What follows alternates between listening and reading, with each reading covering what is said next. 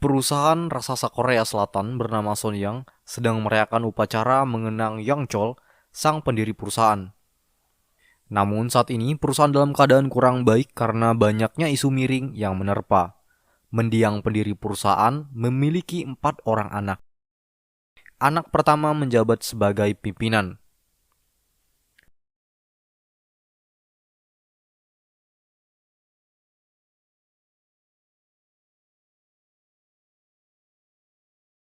Anak pertama menjabat sebagai pimpinan.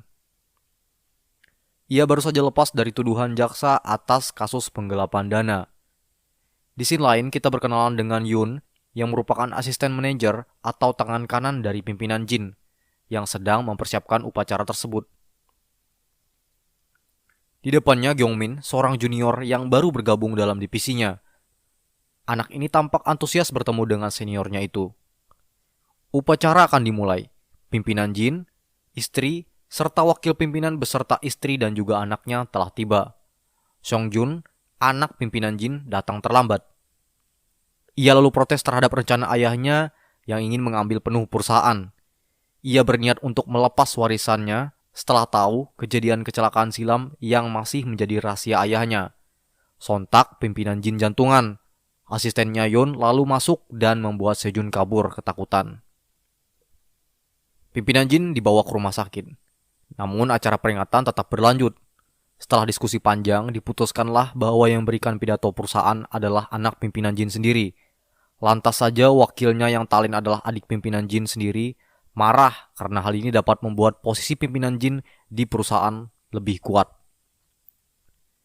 Istri Songjun meminta Yun untuk menjemput suaminya. Jika gagal, ia diancam akan dipecat. Sampai di rumahnya, anak pimpinan tersebut tampak mengamuk sampai-sampai stick golf mengenai wajah Yun. Dengan bujukannya, Songjun akhirnya berani untuk memberi sambutan, meskipun dengan tanpa alasan ia menyirami asisten ayahnya itu. Meskipun duduk di posisi yang penting, Yun tetap diperlakukan tidak adil. Ia dipandang tak lebih dari seekor anjing yang mengikuti setiap perintah dari majikannya. Seperti pada saat ia diminta istri pimpinan Jin datang ke rumah sakit hanya untuk membersihkan toilet. Di lain sisi, Yun juga merupakan seorang anak di sebuah keluarga yang hanya ditemani adik dan ayah karena ibunya yang telah tiada. Hari selanjutnya perusahaan kembali digeledah. Ada Xiaomin, jaksa yang tak pernah berhenti mencari kesalahan dari perusahaan Sonyang. Usahanya tampak gagal karena dokumen perusahaan sudah Yun arsipkan di tempat yang aman. Ia juga memerintahkan anak baru Gyeongmin untuk mengelola beberapa file sensitif perusahaan. Bekerja dengan baik tak membuatnya diapresiasi oleh keluarga besar Sonyang. Di rumah sakit, keempat keluarga penerus perusahaan itu mengacuhkannya, terkecuali anak keempat yang sekarang menjabat sebagai penasihat pimpinan Jin. Namun, anak keempat itu sudah tak memiliki posisi penting karena telah memutuskan hubungan keluarga setelah menikah dengan seorang artis. Secara mendadak, artis itu datang ke rumah sakit. Itu membuat satu ruangan memandangnya sinis, terlebih setelah tahu bahwa ia memiliki saham netral 3% yang dapat menjadi penentu untuk pemilihan pimpinan perusahaan selanjutnya. Ia berjanji akan memberikan saham tersebut kepada siapa saja yang mengetahui siapa pembunuh dan yang menyebabkan kecelakaan yang menewaskan anaknya. Di sisi lain, Gyeongmin, anak baru, menemukan dokumen janggal yang berisi transaksi ilegal antar anak perusahaan Sonyang dengan perusahaan luar negeri yang tak dikenal. Yun lalu melaporkannya ke Direktur Kim, namun Kim memintanya agar tak ikut campur sambil menghancurkan dokumen tersebut. Di depan patung pendiri, ia bertemu dengan Songjun. Dipuji karena kerja kerasnya membuat Yun menceritakan kejanggalan transaksi perusahaan. Namun di sisi lain, ia tidak ingin memberitahukan kecurigaannya terhadap Direktur Kim. Meski begitu, Songjun selama ini juga curiga atas perbuatan direkturnya tersebut. Dan secara singkat, Direktur Kim dipecat. Yun diangkat menjadi manajer keuangan dan memiliki pekerjaan penting, yakni membawa uang transaksi yang telah dibawa ke luar negeri untuk kembali. Ia lalu bergegas ke luar negeri. Namun aksinya kali ini tak berjalan mulus. Anak ketiga terlebih dahulu menyadap pembicaraannya dengan Songjun dan memberikannya kepada jaksa Somin. Di Korea, Songjun bertemu dengan Yejun, anak wakil pimpinan yang sekarang berada di pihak Direktur Kim. Hal ini membuatnya sadar bahwa Yojun lah dalang di balik transaksi ilegal 600 juta tersebut. Yun akhirnya tertangkap. Ia terkejut setelah tahu si anak baru ya yang menangkapnya. Ia marah dan bertanya siapa dalang di balik ini. Namun, anak baru tak menjawab dan ia pun lalu dieksekusi. Anehnya, ia terbangun dan melihat Hein yang memanggilnya dengan sebutan Dojun. Tak lama, ia akhirnya sadar telah kembali ke masa lalu dengan wujud anak-anak, serta bertemu dengan pendiri Chol dan anak-anak yang masih muda. Keluarga Dojun diperlakukan tidak adil. Ayahnya adalah anak keempat dari pendiri, memutuskan untuk menikah dengan aktris Korea yang saat itu dipandang sebelah mata. Hal ini yang membuat pendiri Yongchol marah, dan 3 anaknya yang lain juga ikut memusuhi mereka. Di pertemuan keluarga itu, ayah Dojun dan ibunya berusaha menemui kakeknya. Namun pendiri tak menggubris, bahkan menghina perusahaan distribusi film yang dibuat anak keempatnya. Dojun yang masih penasaran dengan dunia ini, berkeliling dan mencari keanehan di foto keluarga. Secara saat dia masih menjadi Yeon, ia tak menemukan keberadaan Dojun di foto keluarga. Namun sekarang, di dunia ini, tokoh bernama Dojun malah muncul dalam silsilah keluarga. Saat sedang berkeliling, ia tak sengaja bertemu dengan Songjun yang masih muda. Ia terlihat sedang mencuri koleksi kakeknya. Songjun lalu panik dan tak sengaja menjatuhkan vas. Di hadapan orang tuanya, ia memfitnah Dojunlah pelakunya. Dengan cerdik, Dojun mengelak sambil menunjukkan bukti barang curian dari saku Songjun. Merasa terpojok, ia lalu memukul Dojun dan tiba-tiba saja sang pendiri muncul. Tapi kali ini kakinya justru tak peduli dan malah menasihati Songjun yang ia anggap kelak sebagai pewarisnya. Dojun pun tersadar jika ia benar-benar kembali ke masa lalu, ini berarti di tempat lain ibunya pasti masih hidup. Ia bergegas menuju ke rumah lamanya dan memesan makanan agar bisa melihat ibunya dari dekat dan membuatnya tanpa sadar menangis. Sialnya momen haru itu malah diganggu ibunya yang sekarang menjemputnya. Singkatnya masalah terjadi. Asisten pendiri bernama Lee menjelaskan kalau perusahaan Amerika dan Jepang menurunkan harga semikonduktor mereka. Hal ini membuat Sonyang gagal untuk berekspansi ke dalam bisnis teknologi karena kalah dalam persaingan dengan Amerika serta Jepang. Saat keluarganya membuat pertemuan dan membahas calon presiden mana yang akan didukung, Dojun secara tiba-tiba malah datang. Di sana ia ingin meminta maaf kepada kakeknya. Hal ini membuat tante-tantenya ini dengan sinis menatapnya. Ia pun menunggu sambil membaca koran dan sadar kalau di masa itu terjadi persaingan sengit dalam pemilu. Saat ia menjadi Yun di masa depan, ia sudah mengetahui beberapa sejarah. Pada tahun itu, di masa lalu terjadi kudeta terhadap presiden yang berlatar belakang militer. Presiden itu diturunkan karena otoriter dan anti-demokrasi. Kim Yong dan Kim Dae-jung adalah 2 tokoh penting dari lengsernya presiden tersebut. Hal ini membuat keduanya diprediksi akan menjadi calon presiden selanjutnya. Namun karena ego masing-masing, keduanya terpecah dan membuat tokoh tunggal lain bernama Roh Tae-won naik sebagai presiden. Dojun lalu menemui kakek yang baru saja selesai pertemuan membahas siapa calon presiden yang akan mereka dukung selanjutnya. Namun kakek malah menolak untuk bertemu dengan Dojun, dan ia berkata bahwa ia tak punya cucu yang bernama Dojun. Dojun tak peduli dan langsung memberitahu kakeknya kalau ia datang untuk mengganti vas yang pecah kemarin. Hal ini membuat penjaga tertawa, mana mungkin bocah ini bisa menggantinya. Harganya saja dia pasti tidak tahu. Namun dengan tepat ia berkata kalau harganya pasti 5 juta won. Membuat semuanya terkejut. Apalagi Dojun melanjutkan kalau kakeknya harus mendukung Roh Tae-won di pemilu. Mereka terheran-heran mengapa bocah itu seperti orang dewasa. Namun tak beberapa lama berita terbaru membuat mereka sangat terkejut. Apa yang dikatakan Dojun benar kalau Kim Yong dan Kim Dae-jung tidak sepakat kerjasama dan keduanya malah mencalonkan diri masing-masing. Mendengar itu kakeknya lalu memanggil Dojun kembali untuk memastikan pernyataannya tadi. Secara singkat, Dojun meminta kakeknya untuk mendukung Roh Tae-won dari sekarang. Kakeknya bertanya sekali lagi, namun Dojun menolak jika tak diberi hadiah. Kakek ini berpikir jauh ke depan. Teknologi akan menjadi masa depan yang cerah dan pondasinya itu bisnis semikonduktor. Namun semua anak-anaknya tak ada yang mendukung. Apalagi mereka semua terlihat serakah dengan ingin menang sendiri.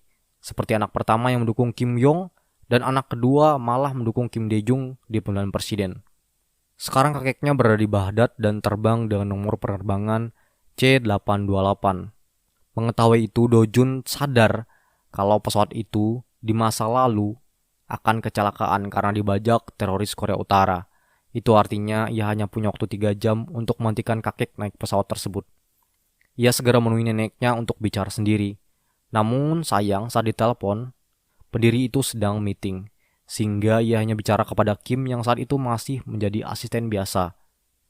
Semua yang dikatakan oleh Do Jun ditulis di sebuah kertas. Namun sial, asisten lupa menaruh catatan itu di mana dan akhirnya kakek tetap naik pesawat. Singkat cerita, berita kecelakaan tersebut membuat seluruh keluarga panik. Meskipun tangisan yang mereka keluarkan adalah palsu, karena dalam hati mereka hanyalah soal warisan dan harapan itu sirna saat melihat sang pendiri datang dalam wujud manusia. Ternyata ia mengubah penerbangannya menjadi lebih awal karena ada urusan bisnis. Ternyata catatan Do Jun terselip di dalam bukunya. Atas saran dari Do Jun pula, ia membuat kesepakatan untuk pembelian semikonduktor, sekaligus mempertaruhkan bisnisnya dengan melawan Amerika dan Jepang. Awalnya ia tak percaya, tapi tebakan Do Jun berkali-kali benar. Akhirnya Roh Tae-won pun menang dan terpilih sebagai presiden, sehingga dengan mudah mereka memonopoli pasar semikonduktor Korea. Kekerapan antar Do Jun dan kakek membuat keluarga besar bingung, padahal kakeknya sama sekali tak pernah melakukan pertemuan pribadi semacam itu, apalagi dengan bocah dari anak keempat yang terbuang. Kakek setuju untuk memberikan hadiah kepada Do Jun, bukan uang yang ia minta, melainkan tanah yang lokasinya antah berantah. Ini membuat kakek heran atas permintaan cucunya. Permintaan kedua pun begitu. Do Jun meminta untuk dikuliahkan dalam jurusan hukum. Mereka kedua terlihat keluar dengan sangat akrab, bahkan kakek menyuruh menantu pertamanya untuk selalu menyambut keluarga Do Jun layaknya keluarga inti. Ini artinya anak keempat diterima kembali sebagai keluarga. Do Jun akhirnya tumbuh dewasa dan berhasil menjadi mahasiswa hukum terbaik di universitas. Tahun 1996, tanah yang diberikan kepada Do Jun akhirnya menjadi lokasi rencana pembangunan kota baru pemerintah. Alhasil tanah tersebut dijual dengan untung berkali-kali lipat, membuatnya menjadi miliarder termuda dengan kekayaan 24 miliar won. Kakek dolar ini sangat terkejut dengan keberuntungan Do Jun dan berharap uang itu diinvestasikan ke perusahaannya karena menjanjikan bunga yang lebih besar daripada bank. Ia juga tak tahu pasti uang itu mau diapakan. Namun Do Jun ingat kalau tahun itu, 1996, artinya tak lama lagi ada krisis terjadi di Asia.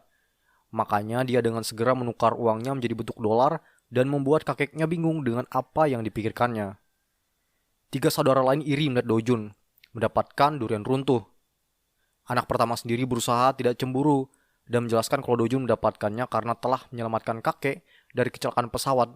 Namun anak kedua yakin ayahnya memang memberikan perhatian lebih kepada Do Jun, yang bahkan tak pernah dilakukannya kepada anak cucunya yang lain, termasuk Song Jun, anak pertama yang harusnya jadi pewaris. Anak ketiga juga ikut mengompori dan curiga kalau hal itu dilakukan kakek agar Do Jun dipilih menjadi pewaris. Sontak anak pertama pun ikut kesal. Di lain sisi, Do Jun menyarankan ayahnya untuk berinvestasi pada film Home Alone. Ayahnya ragu mengapa harus investasi pada film anak-anak tersebut. Namun pada akhirnya saran Do Jun membuat sang ayah sukses dan dapat membeli kantor untuk memperlancar bisnisnya. Kakak Do Jun yang seorang bocah tidak jelas mengajak Do Jun untuk melihat kerumunan orang, dan tanpa sengaja melihat seorang wanita sedang menangis karena mendapat kabar kalau boyband favoritnya akan bubar. Dan begitu terkejut Do Jun setelah tahu kalau itu adalah Xiaomin, jaksa kejam di masa depan setelah melihat namanya di buku. Di lain sisi, menantu pendiri yang seorang jaksa membujuk ayah mertuanya untuk membeli Hyundai Steel, perusahaan mobil yang sedang dalam keadaan bangkrut, serta dijual dengan harga yang murah. Hal ini dilakukannya agar pendiri dapat membantunya di pencalonan anggota dewan. Do Jun, ayah, serta kakaknya sekarang berangkat ke Amerika dengan tujuan berinvestasi pada film Titanic, dan tanpa sengaja bertemu dengan pria topi merah yang sama-sama berminat investasi pada film itu. Do Jun penasaran dan mencari tahu, dan tersadar ia setelah tahu bahwa si topi merah adalah direktur pada perusahaan PowerShare, perusahaan teknologi besar di luar negeri. Dia membututinya sampai ke sebuah restoran sedang menonton pertandingan catur. Do Jun bertaruh jika ia dapat menebak siapa pemenang dari catur itu dengan tepat, maka pria topi merah harus mengajarinya berinvestasi. Alhasil tebakan Do Jun benar dan mereka pun berteman akrab. Di Korea, Sun Yang begitu tertarik dengan perusahaan Hando Steel. Sayangnya harga jual masih cukup mahal. Pendiri meminta anak pertama untuk bernego agar dapat membeli dengan setengah harga, yakni 300 juta dolar. Tentu itu adalah permintaan sulit bagi seorang anak kolot dan bodoh ini. Balik dari Korea, Do Jun lalu menemui kakeknya sambil memberikan oleh-oleh. Tatapan sinis anak-anak pendiri tertuju padanya. Kakek senang melihat Do Jun, namun ia masih enggan cerita soal keinginannya membeli Hando Steel. Anak kedua pun balik mengompori anak pertama dan mencurigai motif Do Jun menukar uangnya ke dolar. Di lain sisi, pendiri meminta Lim, asistennya, untuk membutuhkan cucunya di kampus. Namun Do Jun sadar dengan gerak-gerik asisten kakeknya. Di kampus, Do Jun diajak gabung ke klub anak orang kaya. Awalnya ia tak ingin gabung dengan grup yang kerjanya hanya poya-poya. Namun akhirnya ia terpaksa bergabung agar tak dikira anak yang sombong. Di lain sisi, Do Jun memiliki tujuan untuk mendekati Xiaomin. Kebetulan, ia juga berkuliah di kampus yang sama. Awalnya, Xiaomin tidak ingin menggubrisnya karena yakin kalau Do Jun pasti anak manja seperti anak orang kaya lainnya. Tak habis akal, Do Jun lalu mengajak Xiaomin makan dan berjanji akan memberitahu akan jadi apa idola K-popnya di masa yang akan datang. Di malam pertemuan itu, Xiaomin berdandan cantik karena rupanya ia juga punya ketertarikan dengan Do Jun. Hal ini membuatnya bingung karena Xiaomin yang ia kenal di masa depan punya penampilan yang sangat jauh berbeda. Do Jun bercerita kalau di masa depan idolanya akan comeback kembali sebagai seorang artis solois. Hal ini membuat Xiaomin tampak senang. Do Jun rupanya mengajak Xiaomin makan di klub tempat perkumpulan anak kaya tadi. Dari awal, Xiaomin juga sudah tak senang dengan keberadaan klub itu, meskipun ia adalah anak jaksa yang sebenarnya layak berada di sana. Dengan modal hanya 300 juta, membuat anak pertama tidak dapat membeli Hando Steel, karena rupanya Mason, si topi merah, menawar dengan harga 500 juta atas nama perusahaannya PowerShare. Harga yang fantastis ini membuat banyak pengusaha Korea terkejut, termasuk anak pertama yang bodoh ini. Berbeda dengan kakek yang sudah sadar dari awal kalau di belakang Mason pasti ada dalang yang sebenarnya. Anak pertama meminta Kim untuk mengawasi Mason. Ya, Mason hanyalah pion dan Do Jun lah dalang yang sebenarnya. Mason rupanya dari awal bingung dengan keinginannya membeli Hando Steel. Beralih ke scene lain, melalui kakeknya, Do Jun mendapatkan usaha waralaba donat yang di masa depan akan berkembang pesat. Di lain sisi, kedekatan antara Do Jun dan Mason difoto oleh orang tak dikenal. Beralih ke scene lain, di mana Sonyang Motor dan perusahaan De Jong sedang beradu mobil buatan mereka masing-masing. Kakek sangat senang dengan mobilnya, sebelum si anak ketiga mengacaukannya, sembari meremehkan teknologi mobil yang menurutnya cuma menghabiskan anggaran. Untung saja Do Jun datang dan bisa menenangkan suasana hati kakeknya. Pimpinan grup De Jong muncul. Terjadilah perbincangan di antara dua tokoh paling berpengaruh di Korea ini. De Jong menyinggung bahwa perusahaannya tak ikut dalam negosiasi pembelian Hando Steel karena sedang mengalami krisis keuangan. Tiba-tiba saja, mobil Sonyang mengalami kerusakan yang membuat pendiri malu di hadapan De Jong. Ditambah, anak pertama dengan kedunguannya memberi ide untuk menyogok reporter agar berita kerusakan mobil tidak terdengar oleh media. Berpindah ke scene lain, di mana Sonyang mengadakan peluncuran teknologi baru. Pendiri tidak hadir dan membuat anaknya bingung. Dengan congkak, anak pertama ingin mengambil alih posisi ayahnya karena sudah merasa pantas. Namun Do Jun datang dan mengatakan kalau hal itu akan menurunkan kepercayaan publik kepada Sonyang nanti. Ia berangkat mencari kakeknya.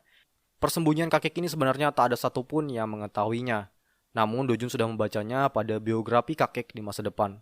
Kakek terkejut dengan kedatangan Do Jun. Setelah membujuknya dengan bercerita kenangan kakek dengan Sonyang Motor, yang awalnya hanyalah sebuah pabrik beras ini, membuat kakeknya terenyuh dan kembali untuk membuka acara tersebut. Pidato kakek ini pun membuat sisi ruangan bertepuk tangan. Selesai acara, anak kedua bertanya mengenai rencana PowerShare yang akan mengakuisisi Hando Steel. Namun Do Jun mensyukuri daripada De Jong yang membelinya. Secara De Jong adalah pesaing utama mereka di dalam negeri. Rupanya anak kedualah yang membututi dan memoto De Jong saat bersama Mason, direktur PowerShare. Hal ini membuatnya semakin yakin kalau Do Jun akan membeli Hando Steel.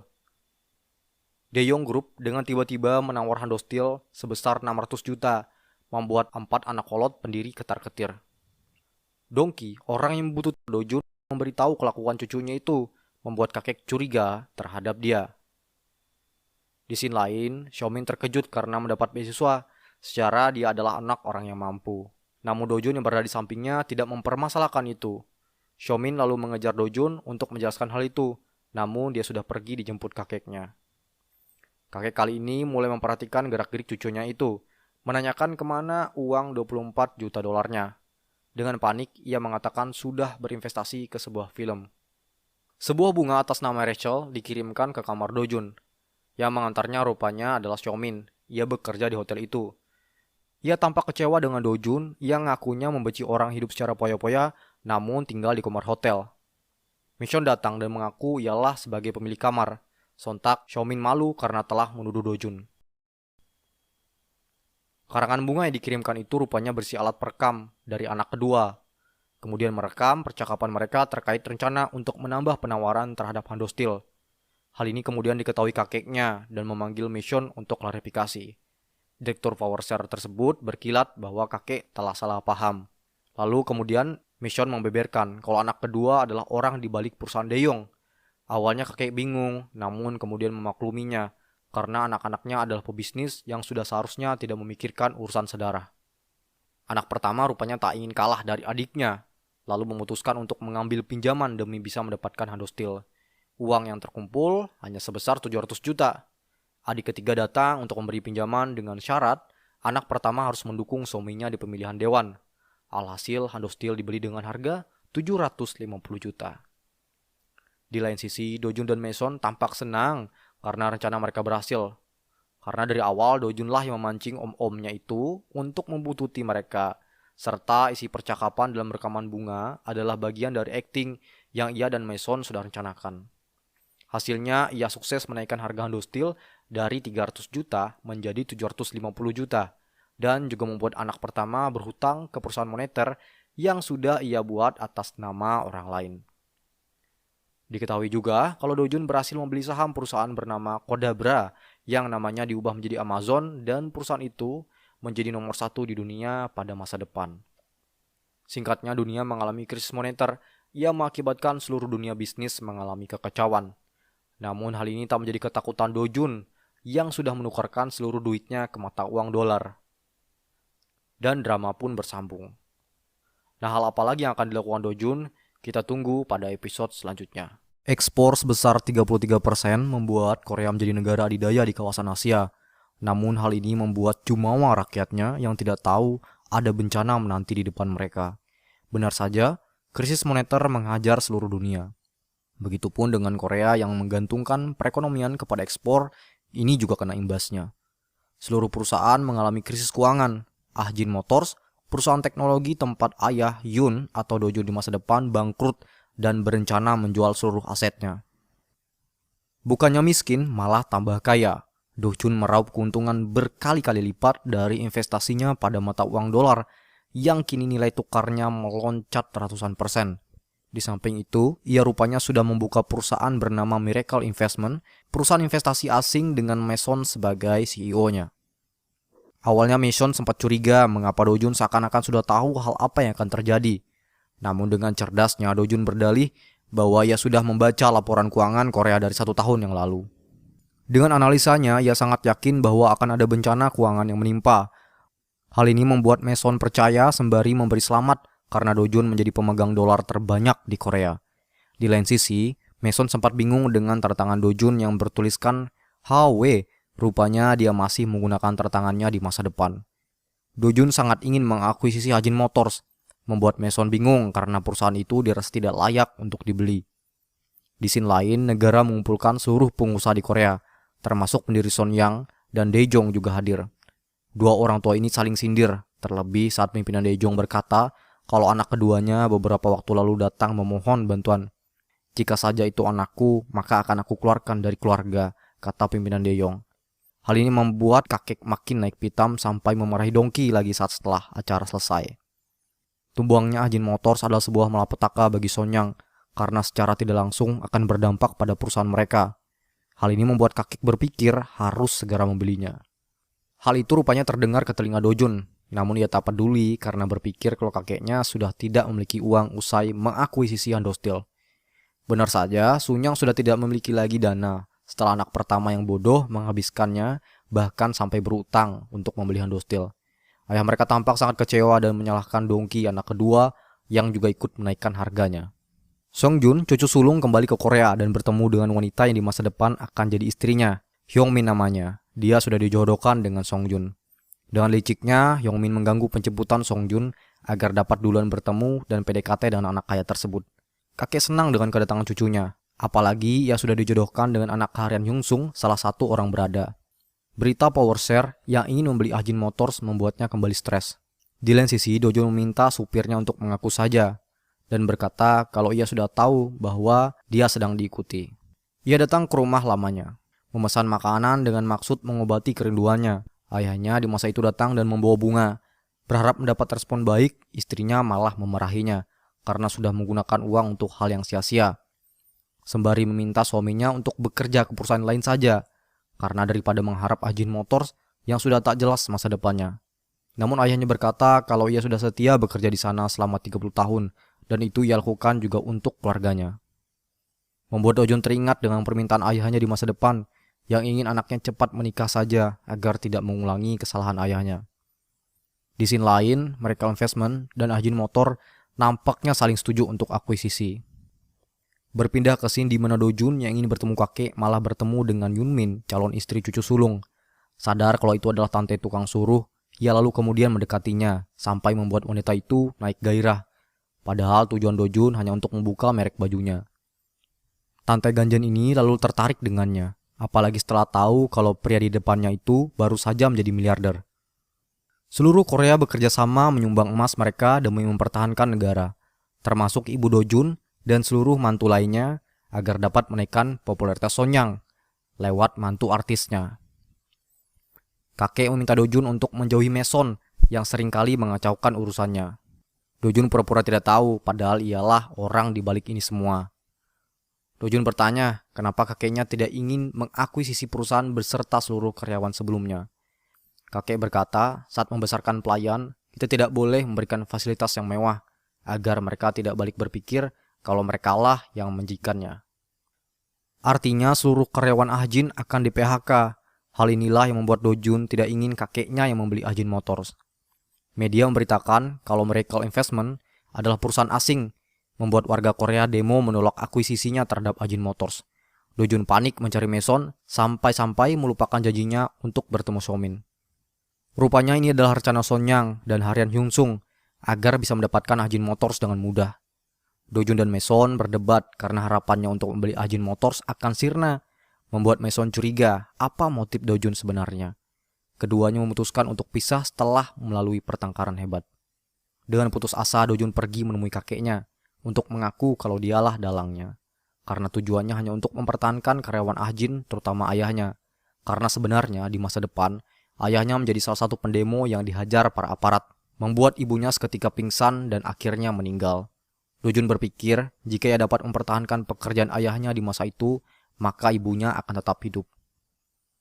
Rupanya kakek tidak ada di rumahnya. Ia sedang di rumah presiden untuk menyampaikan keinginannya membeli Ajin Motors.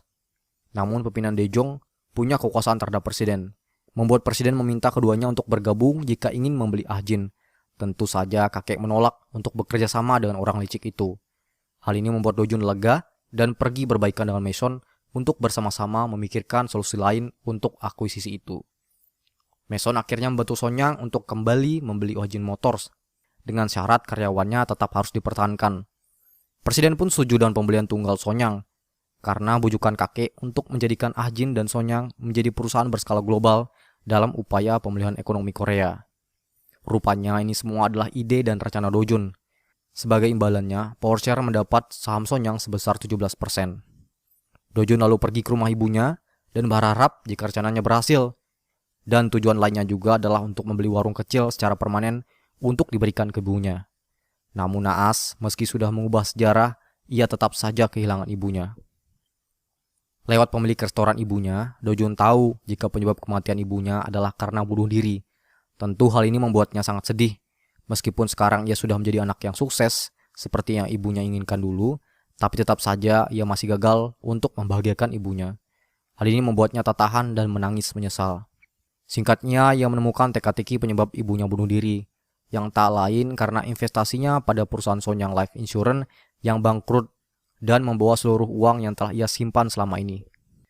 Dengan penuh kesal, Dojun mencari tahu penyebab kebangkrutan anak perusahaan Sonyang itu. Namun malah secara tak sengaja bertemu Seo. Seo nampaknya kesal karena Dojun sudah ingkar janji padanya, lalu pergi meninggalkan Dojun meskipun cuaca sedang hujan.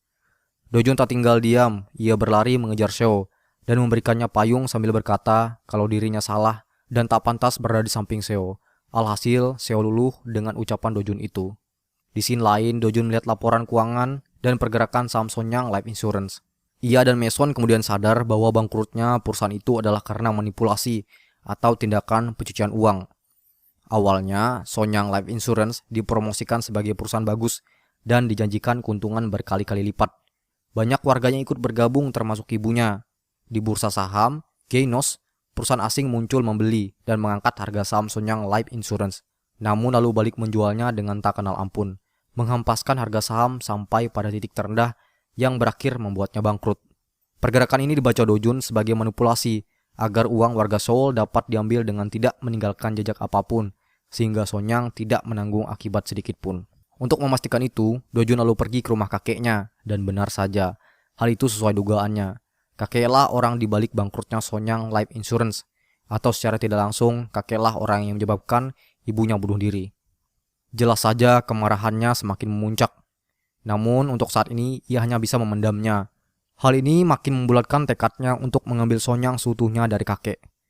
Pada saat makan bersama, Songjun, cucu bermuka dua, dipuji oleh kakeknya. Anak ketiga mengatakan kalau Songjun cocok menjadi seorang politikus.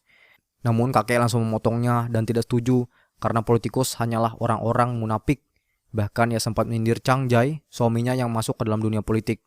Sontak anak ketiga naik pitam membela suaminya, sembari bersumpah jika suatu saat suaminya akan sukses sebagai seorang politikus. Beralih ke scene, di mana kakek dan cucu sulungnya berkunjung ke tempat pembangunan kota baru Seoul. Sebentar lagi akan diadakan Piala Dunia tahun 2002. Pembangunannya masif akan terjadi di sana, dan ini menjadi kesempatan untuk perusahaan konstruksi Sonyang di bawah kendali Seongjung untuk ambil bagian. Di lain sisi, Dojun menyadari bahwa di masa depan, industri hiburan Korea akan mendunia. Maka dari itu, Piala Dunia 2002 adalah fondasi bagi dunia luar untuk mulai mengenali mereka. Hal ini membuat Dojun yakin untuk masuk ke dalam proyek itu. Namun sayang, mereka tidak memiliki perusahaan bidang konstruksi. Dojun lalu tertarik dengan Jaya Konstruksi, perusahaan yang diambang kebangkrutan karena korupsi masif para eksekutifnya. Mason pun lalu ditugaskan untuk mendekati Chang Jae, suami anak ketiga.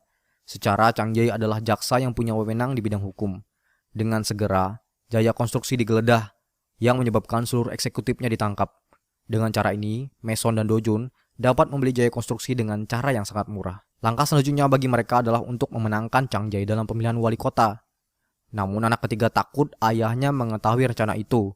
Secara ayahnya sudah memiliki calon wali kota yang akan ia dukung untuk memperlancar bisnisnya di proyek kota baru. Namun Mason menenangkannya dan berjanji akan menyimpan rahasia kerjasama mereka dari ayahnya. Melihat popularitas menantunya yang makin melambung tinggi, membuat kakek segera menelpon dan memarahi anaknya. Sontak saja hal itu membuat istri Chang Jae menangis dan tak mengerti kenapa ayahnya malah menjegal menantunya sendiri. Dojun lalu datang menasihati keduanya dan berkata kalau suaminya lah yang harus sendiri datang menemui mertuanya. Karena selama ini, Chang Jae hanya dianggap sebagai menantu yang hanya mengekor pada istrinya. Hal ini membuat Chang Jae percaya diri menemui ayah mertuanya. Di dalam sana, Chang Jae terlibat pembicaraan panjang. Bahkan ia sempat mengancam mertuanya dengan membuka kasus bangkrutnya perusahaan Sonyang Life Insurance. Hal ini tentu membuat takut mertuanya dan merelakan menantunya itu untuk menjadi wali kota. Singkatnya, Chang Jae menjadi wali kota Seoul. Kakek yang tak spesial pun membantu, menelpon dan memberi selamat kepada menantunya, dan yakin jika proyek pembangunan kota baru akan menjadi milik Sonyang. Songjung panik lalu menemui kakeknya, mengakui bahwa seluruh proyek pembangunan dimenangkan oleh Jaya Konstruksi. Lantas kakek marah dan lanjut memanggil menantunya yang alih-alih memberikan proyek kepada Sonyang, malah menyerahkan proyek itu ke perusahaan lain. Chang Jae yang selama ini diremehkan datang dengan menengadahkan kepalanya. Namun pertanyaan mertua kali ini membuatnya panik. Apakah Miracle Investment yang berada di belakangmu, tanyanya. Rupanya insting ayahnya sangat tajam. Chang Jae lalu berdalih jika warga Seoul lah yang berada di belakangnya. Dan lalu berkata jika Jaya Konstruksi layak untuk mendapat proyek karena secara hukum jelas izinnya dibanding Sonyang Konstruksi. Ia tak ingin proyek vital ini dipegang oleh perusahaan abal-abal. Chang Jai lalu menyudahi pembicaraan mereka dan mengatakan jika masih ingin lanjut berbicara, bisa datang ke kantornya di balai kota. Tante Girang, calon istri anak sulung, rupanya sudah menyelidiki Do Jun, orang di balik perusahaan mereka, dan memberitahunya kepada Song Jun. Di scene lain, perusahaan Sonyang kali ini dengan licik menyogok para jaksa untuk segera memeriksa kasus suap mereka pada saat memenangkan Chang Jai menjadi wali kota. Mason tak ada pilihan lain. Ia pun menemui Sonyang dan meminta untuk menyerahkan orang yang sesungguhnya di balik Miracle Investment. Do Jun akhirnya mengakui bahwa dialah orang di balik Miracle, membuat kakeknya terkejut dan drama pun bersambung. Mendengar pengakuan cucu bungsunya, membuat kakek marah. Do Jun mengatakan kalau tujuannya selama ini adalah karena ketidaksetujuannya kepada pewaris Sonyang selanjutnya, di mana Sonyang yang besar lewat usaha dan jerih payah kakek digantikan oleh pemimpin yang selanjutnya dan ia rasa tidak layak, tanpa ada usaha seperti yang kakeknya lakukan pada awal dulu, dan dengan tegas ia berkata akan membeli perusahaan Sonyang dari kakeknya. Di lain sisi, calon istri Song Jun kecewa karena calon suaminya itu bukanlah orang cerdik dalam dunia bisnis. Buktinya, ia kecolongan dari seorang bocah berumur 22 tahun. Ia lalu lanjut mengancam untuk batal menikah dengan cucu sulung pendiri Sonyang itu. Do Jun bernego dengan kakek untuk melepaskan Mason dan Chang Je dengan imbalan akan menyerahkan proyek ibu kota sebesar 32.000 hektar. Jelas saja kakek yang sudah marah besar menolak, karena baginya isu suap menantunya sudah cukup untuk menghancurkan mereka. Beralih ke scene di mana asisten Lee menemui Chang Je. Rupanya Chang Je sudah memiliki bukti jika ibu Song Jun terlibat dalam kasus pembelian tanah di kota baru lewat perbankan ilegal. Ia pun lanjut mengancam akan melaporkannya. Begitupun dengan Do Jun yang kali ini berani mengancam kakek dengan mengatakan jika menantunya akan segera ditangkap dan dirinya sendiri yang notabene cucu pendiri juga terlibat dalam praktek suap, yang secara tidak langsung membuat masyarakat berpikir dalang dari semua itu adalah kakek sendiri. Sontak kakek takut hingga tangannya bergetar. Singkatnya, seluruh kejadian itu ditutup rapat-rapat dan wali kota serta Mason dilepaskan dari tuduhan. Kantor ayah Do Jun didatangi kakek. Kali ini kakek marah karena anak bungsunya melanggar janji untuk tidak ikut campur dalam urusan Sonyang. Hal ini membuat bingung anaknya yang bahkan tak tahu sama sekali apa yang diperbuat oleh Do Jun. Pendiri lalu memberikan surat kuasa warisan atas Yayasan Sonyang Medis dan SDM, yayasan kecil yang bahkan tidak memberikan keuntungan besar. Hal ini tentu membuat terkejut karena anak keempat dari awal sudah tidak ingin mewarisi bisnis ayahnya. Selanjutnya pendiri lalu meminta Do Jun menjauhi urusan Sonyang. Kabar dari pemberian warisan terdengar sampai kepada anak pertama dan kedua. Tentu mereka senang karena pesaing mereka untuk mendapatkan perusahaan utama Sonyang berkurang satu. Begitupun dengan anak perempuan tunggal ini, dia tampak tersenyum bahagia seperti seorang psikopat. Kakek lanjut memarahi menantu pertamanya, namun suaminya datang membela. Padahal yang sebenarnya melakukan pembelian tanah secara ilegal adalah Song Jun. Anak pertama berusaha menutupi hal itu agar Song Jun tetap mendapat kepercayaan kakek sebagai cucu pewaris. Di scene lain, kakek mengunjungi cucu kesayangannya. Pria bermuka dua ini menjadi seolah-olah orang bijak dan berjanji pada kakek untuk tidak kalah lagi dalam proyek selanjutnya. Mendengar cucunya sedih, membuat kakek memutar otak dengan menarik seluruh perusahaan hiburan digital dari rencana pembangunan ibu kota. Sontak hal ini mengagetkan Miracle Investment yang bekerja sebagai kontraktor pembangunan. Kakek senang setelah menjalankan rencananya, lalu bertanya kepada Song Jun perihal pernikahannya dengan anak kepala harian Hyun Sung. Namun Song Jun masih menutupi masalahnya. Song Jun mengunjungi balai kota. Penarikan beberapa industri penting dalam proyek ibu kota baru hanyalah awalnya saja. Jika pamannya masih berusaha mengacau, ia tidak akan segan-segan untuk menghancurkannya. Hal ini membuat wali kota itu berbalik mendukungnya dan memberikan proyek pembangunan kepada Sonyang Konstruksi. Miracle Investment dalam kondisi kacau. Tiba-tiba saja salah satu media hiburan menelpon mereka dan mengungkapkan keinginannya untuk bergabung dalam proyek ibu kota baru. Do Jun sebagai pemilik utama diminta untuk segera menemuinya. Sesampai di sana, Do Jun terkejut karena orang itu adalah Hyung Min, calon istri Song Jun. Hyung Min yang merupakan anak dari pemilik harian Hyun Sung, salah satu media di Korea ini, mengungkapkan keinginannya bergabung. Meskipun terlihat jelas dari raut wajahnya bahwa ia punya rencana lain. Di sisi lain juga ia menyukai Do Jun. Do-jun awalnya setuju, namun berbalik menolak setelah sadar bahwa ia akan dimampatkan layaknya seorang anjing pelayan demi keinginan wanita itu untuk mendapatkan Sunyang.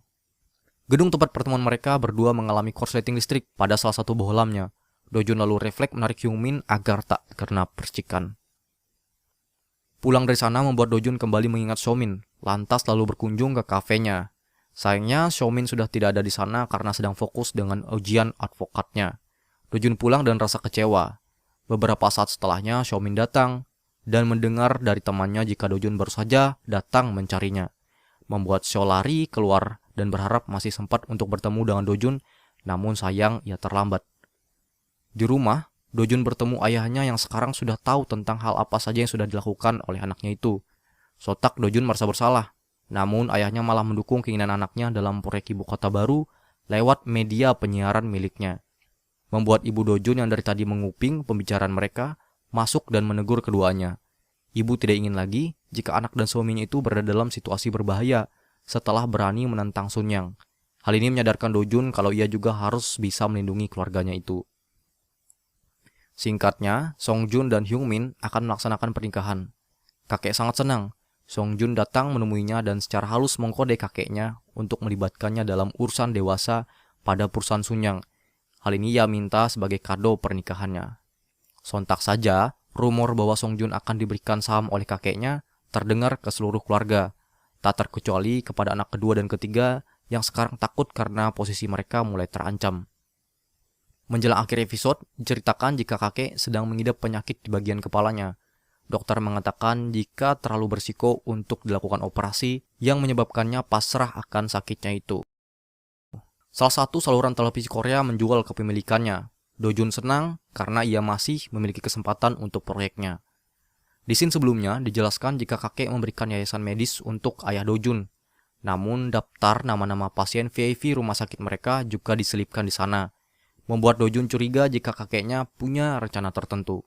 Segera ia bertemu dengan pimpinan Dae-jong yang ternyata sebagai salah satu pasien VIP itu. Tentu pimpinan Dae-jong marah dengan kedatangannya. Di satu sisi merasa sungkan karena dirinya yang notabene memiliki rumah sakit sendiri malah memilih untuk berobat ke rumah sakit saingannya. Namun Do-jun yang merupakan negosiator handal ini dapat mengatasinya. Entah apa yang mereka berdua bicarakan di sana, namun yang jelas keduanya sepakat untuk bekerja sama. Singkatnya, pernikahan antara Song-jun dan Hyung-min dilaksanakan. Di ruang ganti pengantin, mereka berdua berbicara secara empat mata, dan rupanya Song-jun tahu kalau istrinya sudah berkhianat. Karena di malam pertemuan Hyung-min dan Do-jun, Song-jun rupanya ada di sana, membuat sifat asli lelaki bermuka dua ini keluar. Hyung-min yang juga seorang wanita picik diancam jika ia sampai meminta batal menikah. Seluruh keluarga hadir dalam acara resepsi itu, terkecuali Do-jun yang datang terlambat. Pada sesi pemotretan, ia berdiri tepat di samping kakeknya. Di kamar pengantin pria, Do-jun datang menemui Song-jun untuk memberi selamat. Berpikir bahwa sepupu bungsunya itu sudah kalah dalam pertarungan perebutan kekuasaan, membuat Song-jun meremehkannya. Namun apa yang terjadi selanjutnya membuat Song-jun panik. Ia mendengar kabar jika proyek ibu kotanya diambil kembali oleh perusahaan lain. Seperti biasa, pada saat selesai acara akan diadakan makan malam keluarga.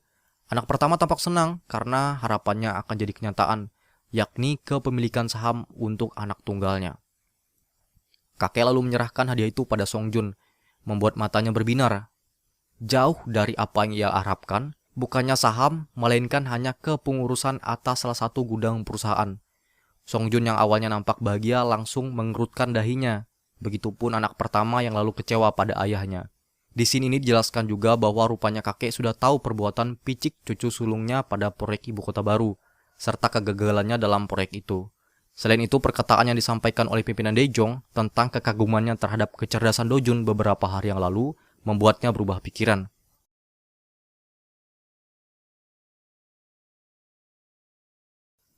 Sistem perusahaan yang selalu diwariskan kepada keturunan pertama akan diubahnya.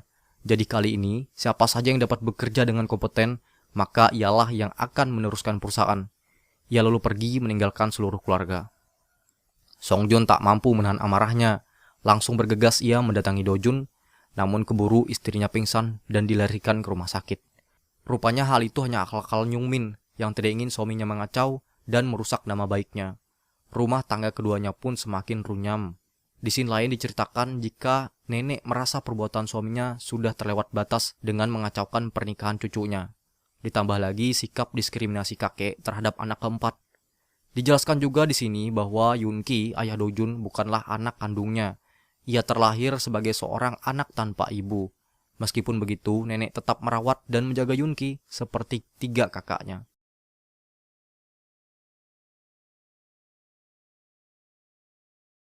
Restrukturisasi perusahaan sudah dimulai. Seluruh anak diberi kewenangan dan jabatan masing-masing. Hal ini dilakukan untuk menilai kelayakan anak-anak dalam memimpin perusahaan. Anak pertama dan kedua sama-sama diberikan jabatan sebagai wakil pimpinan. Anak ketiga memimpin grup distribusi yang terdiri dari departemen store, hotel, dan supermarket. Namun grup ini akan dipisahkan dari perusahaan utama karena peraturan dagang yang saat itu berlaku di Korea. Hal ini tentu mengecewakan anak ketiga yang tujuan sebenarnya adalah mendapat perusahaan utama. Di samping itu, ia juga harus segera membayar kewajiban utang kepada grup lain agar rencana pemisahan dapat dilakukan segera. New Data Technology, perusahaan yang baru bergabung ke bursa saham, sekarang sedang dipantau oleh Miracle Investment. Kabar itu juga terdengar oleh anak buah Dongki yang sedang menguping pembicaraan mereka. Dongki terlihat tertarik untuk melakukan pembelian setelah tahu harga saham perusahaan baru itu sedang naik gila-gilaan. Anak ketiga pusing memikirkan bagaimana cara agar dapat membayar utang perusahaannya. Jika ia menyerah sekarang, maka hal ini akan membuat senang 2 kakak liciknya. Dengan segera ia menghubungi Miracle Investment sebagai krediturnya. $300 juta uang yang ia minta. Mason bisa saja meminjamkannya asalkan diberikan jaminan berupa 30% saham departemen store-nya. Wanita ini lalu menyetujuinya. Di akhir pembicaraan, Mason memancing pembicaraan terkait perusahaan New Data Technology yang sekarang sedang naik daun pada bursa saham. Jelas wanita serakah ini ikut tertarik. Mason yang sudah cukup membuatnya penasaran lalu pergi.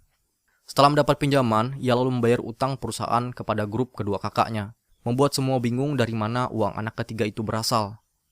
Mendengar kabar adiknya meminjamkan uang kepada Miracle dengan cara menggadaikan sahamnya, membuat 2 kakaknya lalu bergegas menemui Mason untuk menebus saham itu.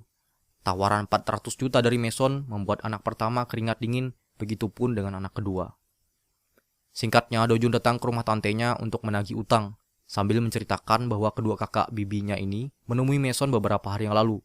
Tentu saja tante ini ketakutan dan khawatir. Tanpa pikir panjang, ia memutuskan untuk mengambil semua duit yang tersisa di perusahaan untuk diinvestasikan ke saham data New Technology yang sekarang sedang naik pesat, sambil berharap mendapat keuntungan yang berkali-kali lipat. Hal ini tentu membuat asistennya takut, namun karena majikannya ini mengeluarkan sifat psikofatnya, membuat asisten mengurungkan niatnya untuk menegur. Di akhir episode terlihat bahwa rencana Dojun untuk menjebak paman dan tantenya ini berhasil, dan drama ini pun bersambung.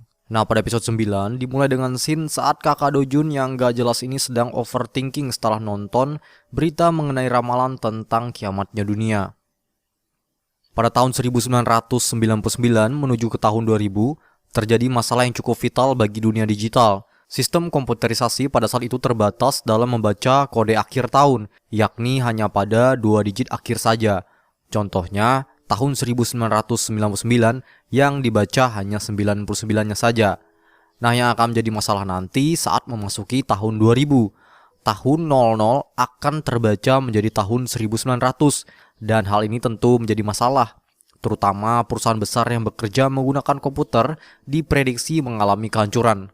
Hal ini berimbas pada sistem nuklir dan persenjataan dunia yang akan diprediksi akan mengalami malfungsi dan menyebabkan kehancuran dunia. Namun pada kenyataannya di tahun 2000, semua ramalan itu meleset dan dunia masih bisa melanjutkan kehidupannya.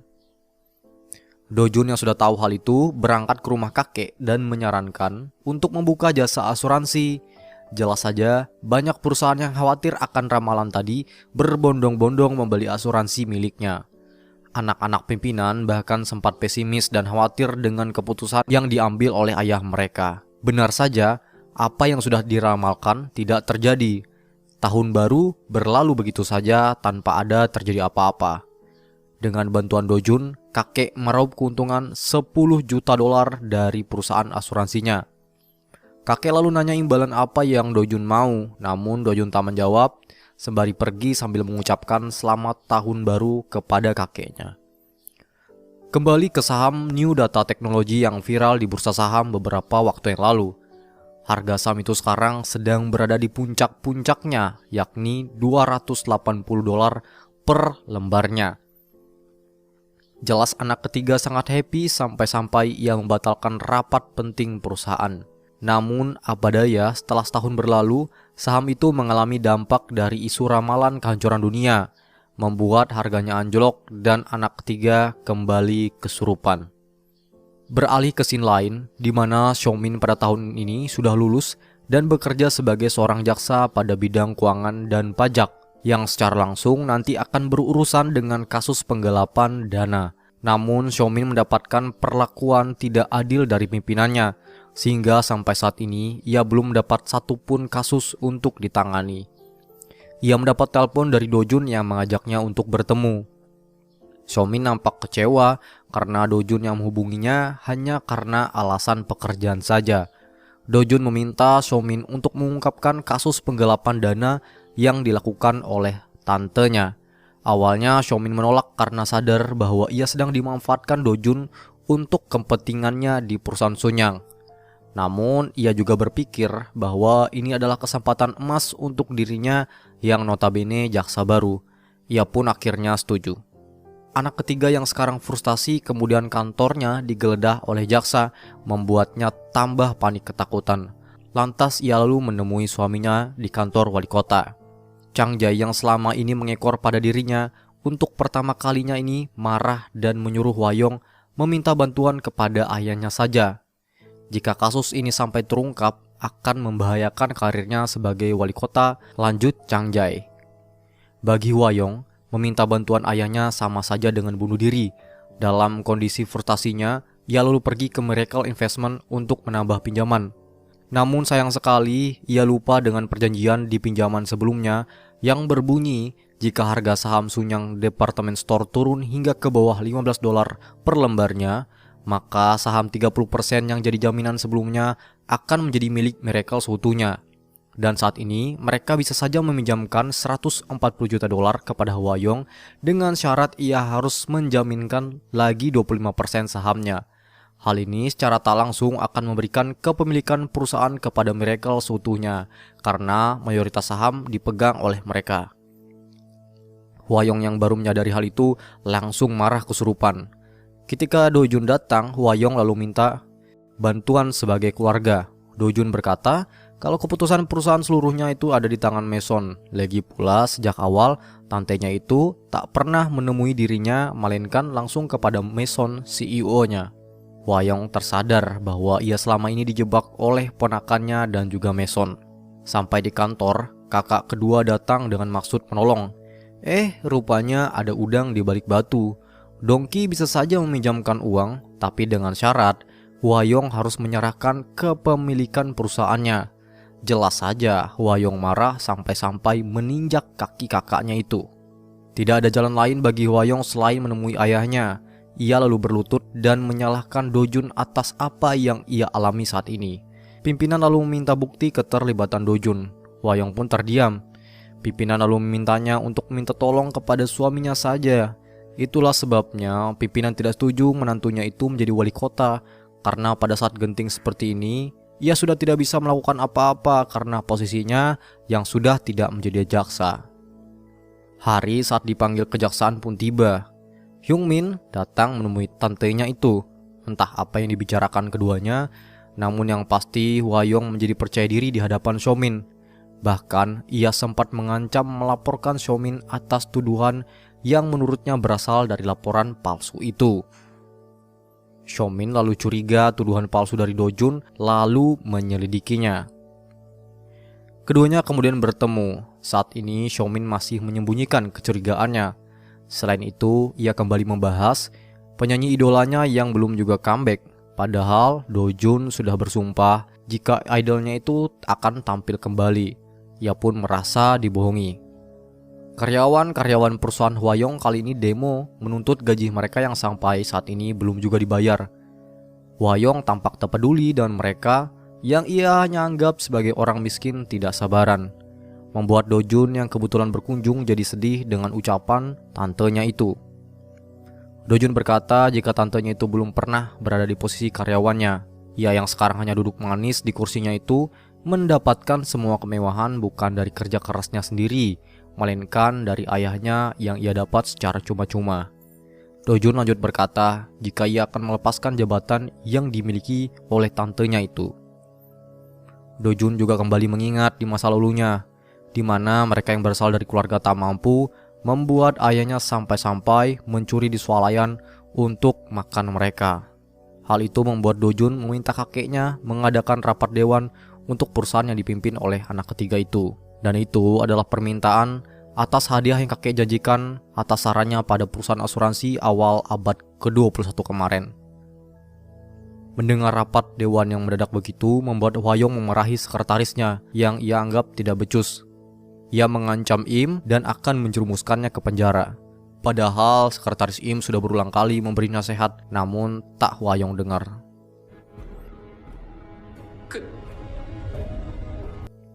Dojun secara diam-diam menemui sekretaris Hwayong itu, membujuknya agar berani bersaksi atas kelakuan bosnya itu pada rapat dewan.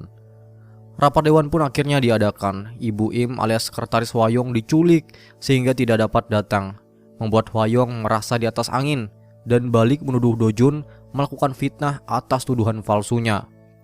Tiba-tiba Xiaomin datang sambil membawa bukti bahwa tuduhan Dojun adalah palsu.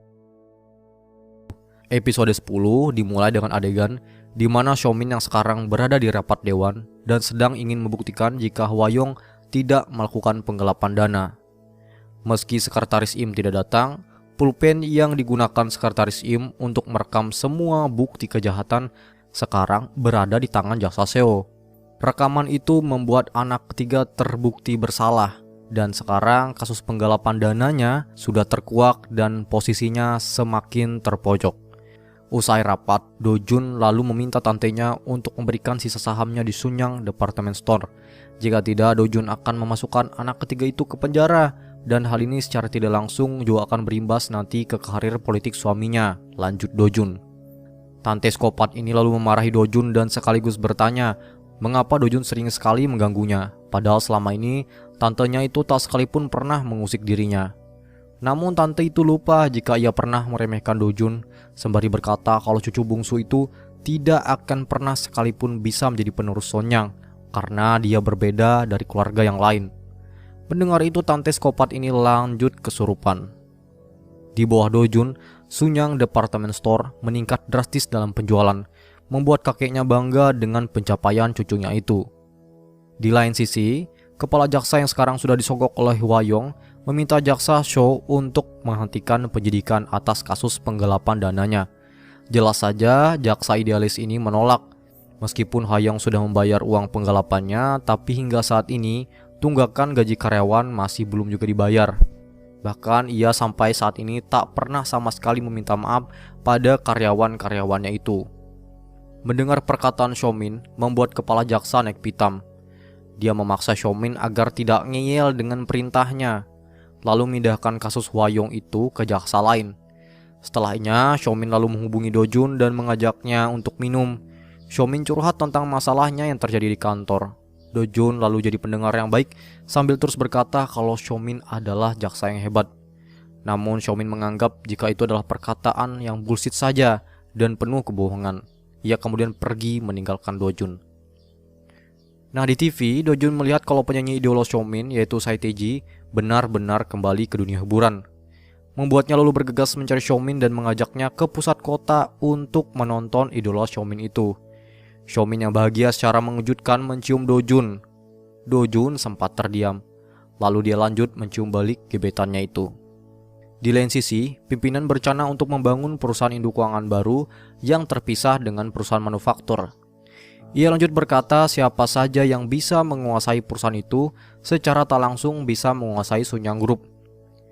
Hyungmin lalu datang dan memberikan data keuangan gudang yang dipimpin oleh suaminya Songjun. Songjun rupanya dapat bergaul dengan akrab dengan karyawan di sana. Anak pertama lalu minta ayahnya untuk mengirim balik Songjun ke Sunyang Group. Secara Songjun sudah bekerja selama 2 tahun lamanya, namun tetap saja pimpinan Sunyang itu masih belum mengizinkan cucu sulungnya kembali ke perusahaan utama.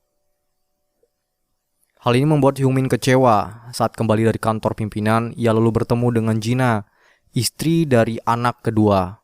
Jina sempat menyindir dan menyepelekan Hyungmin. Jung Rae, mertua Hyungmin, datang dan sempat mendengar ocehan pedas dari Jina. Tak pikir panjang, ia langsung menyiramnya dengan secangkir teh panas, membuat nenek datang setelah mendengar suara teriakan. Hyungmin lalu membela ibu mertuanya dengan mengatakan kalau kejadian itu tak sengaja terjadi karena dirinya yang terpeleset saat menuruni tangga. Jina dengan muka pahitnya lalu tak dapat berkata apa-apa. Xiaomin tampak bucin sambil berdandan saat ingin menemui Dojun. Hal ini dilihat oleh Dojun yang setelahnya lalu menegur kekasihnya itu. Mengapa harus sebegitu effortnya? Padahal Xiaomin sudah sangat cantik di matanya. Ya, hubungan mereka sekarang tampaknya semakin mesra. Hal yang tidak diinginkan terjadi. Kantor Dojun didatangi oleh jaksa dan lebih parahnya Xiaomin kekasihnya sendiri yang sekarang menggeledahnya. Dalang di balik ini semua rupanya adalah Berita Harian Hyungsung, perusahaan milik orang tua Hyungmin, dan juga Dongki si anak kedua yang sekarang bekerja sama dengan wali kota dengan menuduh Dojun melakukan manipulasi saham, di mana saham New Data Technology dijual Miracle seluruhnya sebelum harganya jatuh. Karena kasus itu, banyak investor Miracle berencana menarik uang mereka dari perusahaan yang dipimpin oleh Dojun itu. Dojun lalu menemui Dongki. Di sana, si licik Dongki ini lalu meminta Dojun untuk menjual Miracle Investment yang dipikirnya sudah bangkrut ini. Di lain sisi, kakek juga setuju akan rencana busuk anaknya. Daripada Sunyang Group mendapat efek negatif, lebih baik penyelesaian pembayaran investor mereka ambil alih. Di kantornya, Dojun lalu meminta Mason menjual saham luar negeri milik mereka. Saham yang sudah memberikan keuntungan stabil selama 5 tahun ini membuat Mason menjualnya dengan sedih. Tak lama lagi tanggal 9 September 2001, bencana terorisme gedung WTC Amerika terjadi. Yaitu adalah alasan sebenarnya Dojun menjual sahamnya.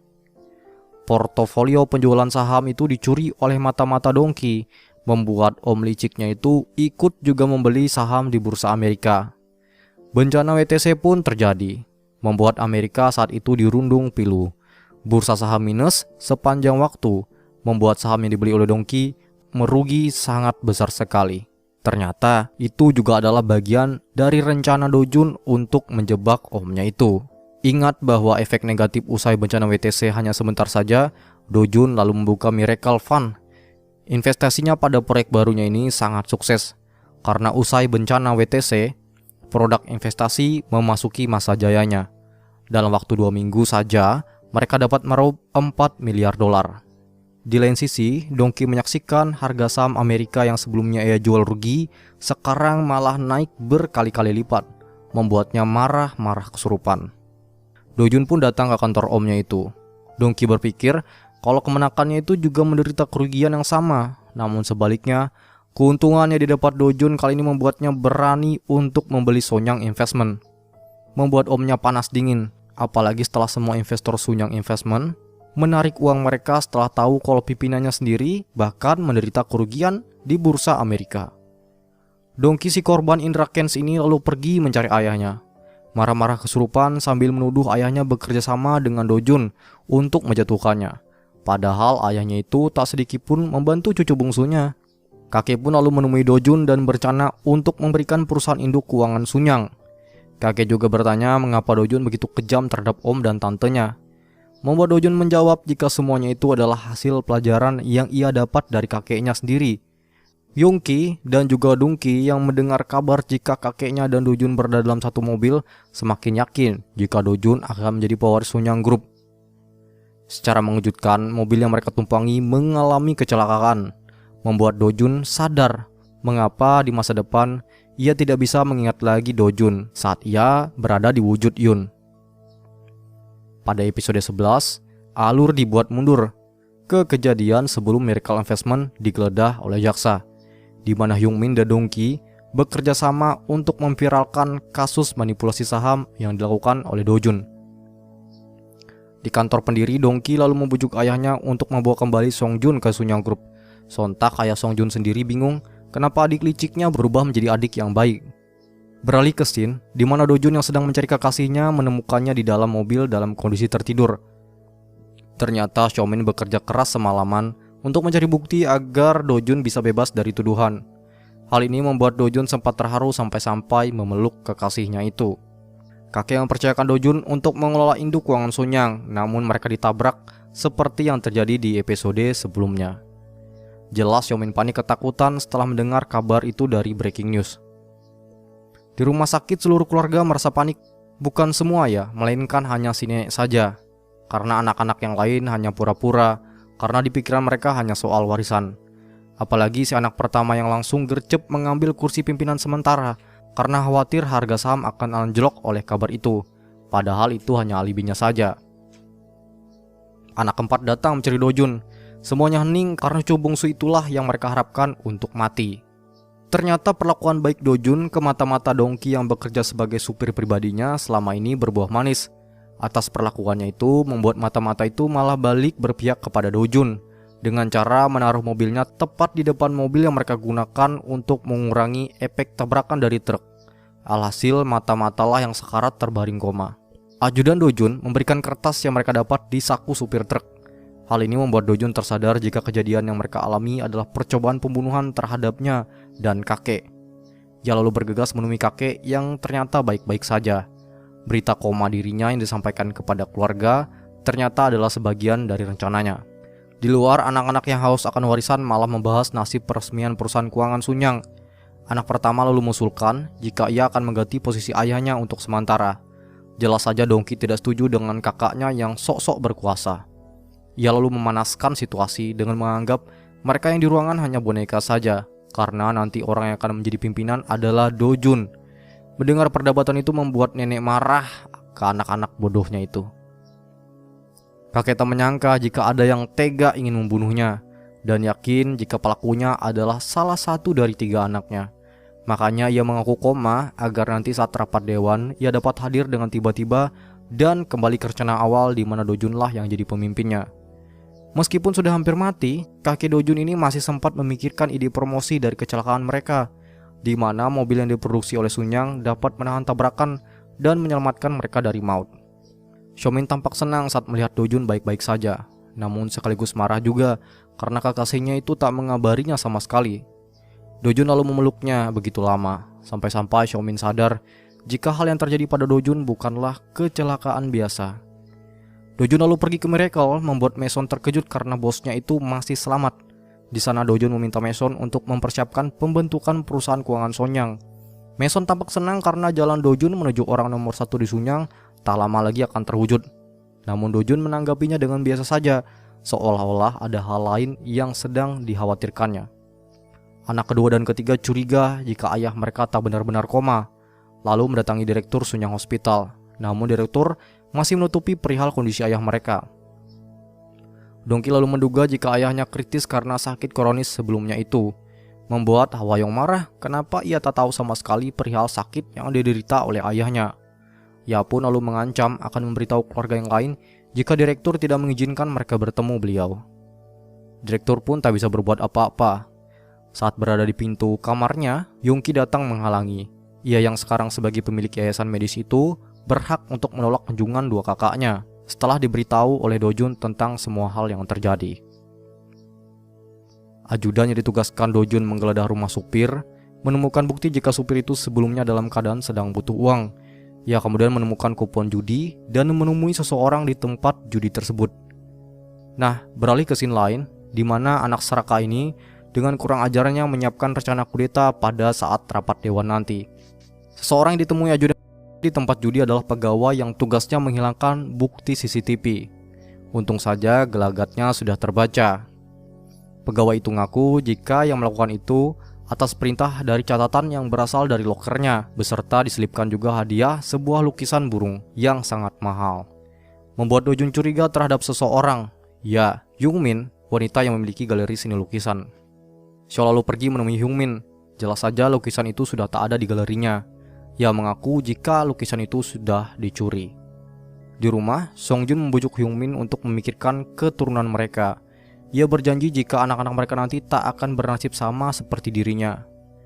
Hyungmin lalu menanyakan perihal lukisan burung yang ia ambil secara diam-diam dari galerinya. Mereka bertiga sekarang juga mulai curiga apakah Song Jun lah otak dari rencana pembunuhan mereka berdua. Namun secara tiba-tiba sakit yang diderita oleh kakek semakin parah, membuatnya tak mengingat cucu yang berada di depannya itu. Pada episode 12 diawali dengan scene direktur rumah sakit yang sedang bersama istri dan menantu pendiri di ruang tunggu rumah sakit. Ia menerima kabar tentang kondisi pendiri yang semakin mengkhawatirkan. Nenek yang mendengar percakapan direktur lewat telepon itu langsung tambah khawatir dan curiga dengan kondisi suaminya. Namun direktur masih merahasiakan keadaan bosnya kepada istri pendiri itu. Setelah sampai di kamar, direktur lalu mendiagnosa gejala baru yang dialami kakek. Rupanya benturan keras yang terjadi pada saat kecelakaan membuat sakit lamanya tambah parah. Selain hilang ingatan, kakek juga akan sering mengalami kebingungan serta halusinasi. Hal itu terlihat saat kakek yang bersiap untuk pergi ke rapat dewan hanya dengan mengenakan boxer saja. Dan ia juga lupa kalau saat itu masih pukul 9 malam, yang artinya rapat masih belum dimulai. Keadaan kakek ini membuat Do Jun khawatir jika kehadirannya dalam rapat dewan menjadi batu sandungan. Ia lalu meminta kakeknya untuk beristirahat saja, meskipun kakek tetap bersikeras untuk ikut. Do Jun lalu pergi menemui Mason. Ia perlu rencana lain untuk memenangkan kursi kepemimpinan Sunyang, meskipun tanpa kehadiran kakek. Cara satu-satunya adalah lewat pemungutan suara dari anggota dewan. Namun Mason berkata jika Song Jun sudah lebih dahulu melobi suara mayoritas anggota dewan. Artinya rencana kedua berpeluang besar mengalami kegagalan. Malam itu Do Jun menemui Song Jun berbicara panjang, yang intinya Do Jun ingin kakak sepupunya itu menyetujui pembangunan induk perusahaan keuangan Sunyang pada rapat esok hari. Dan Do Jun juga sudah tahu siapa dalang dari pembunuhan yang membuat cucu sulung ini panik setelah mendengarnya.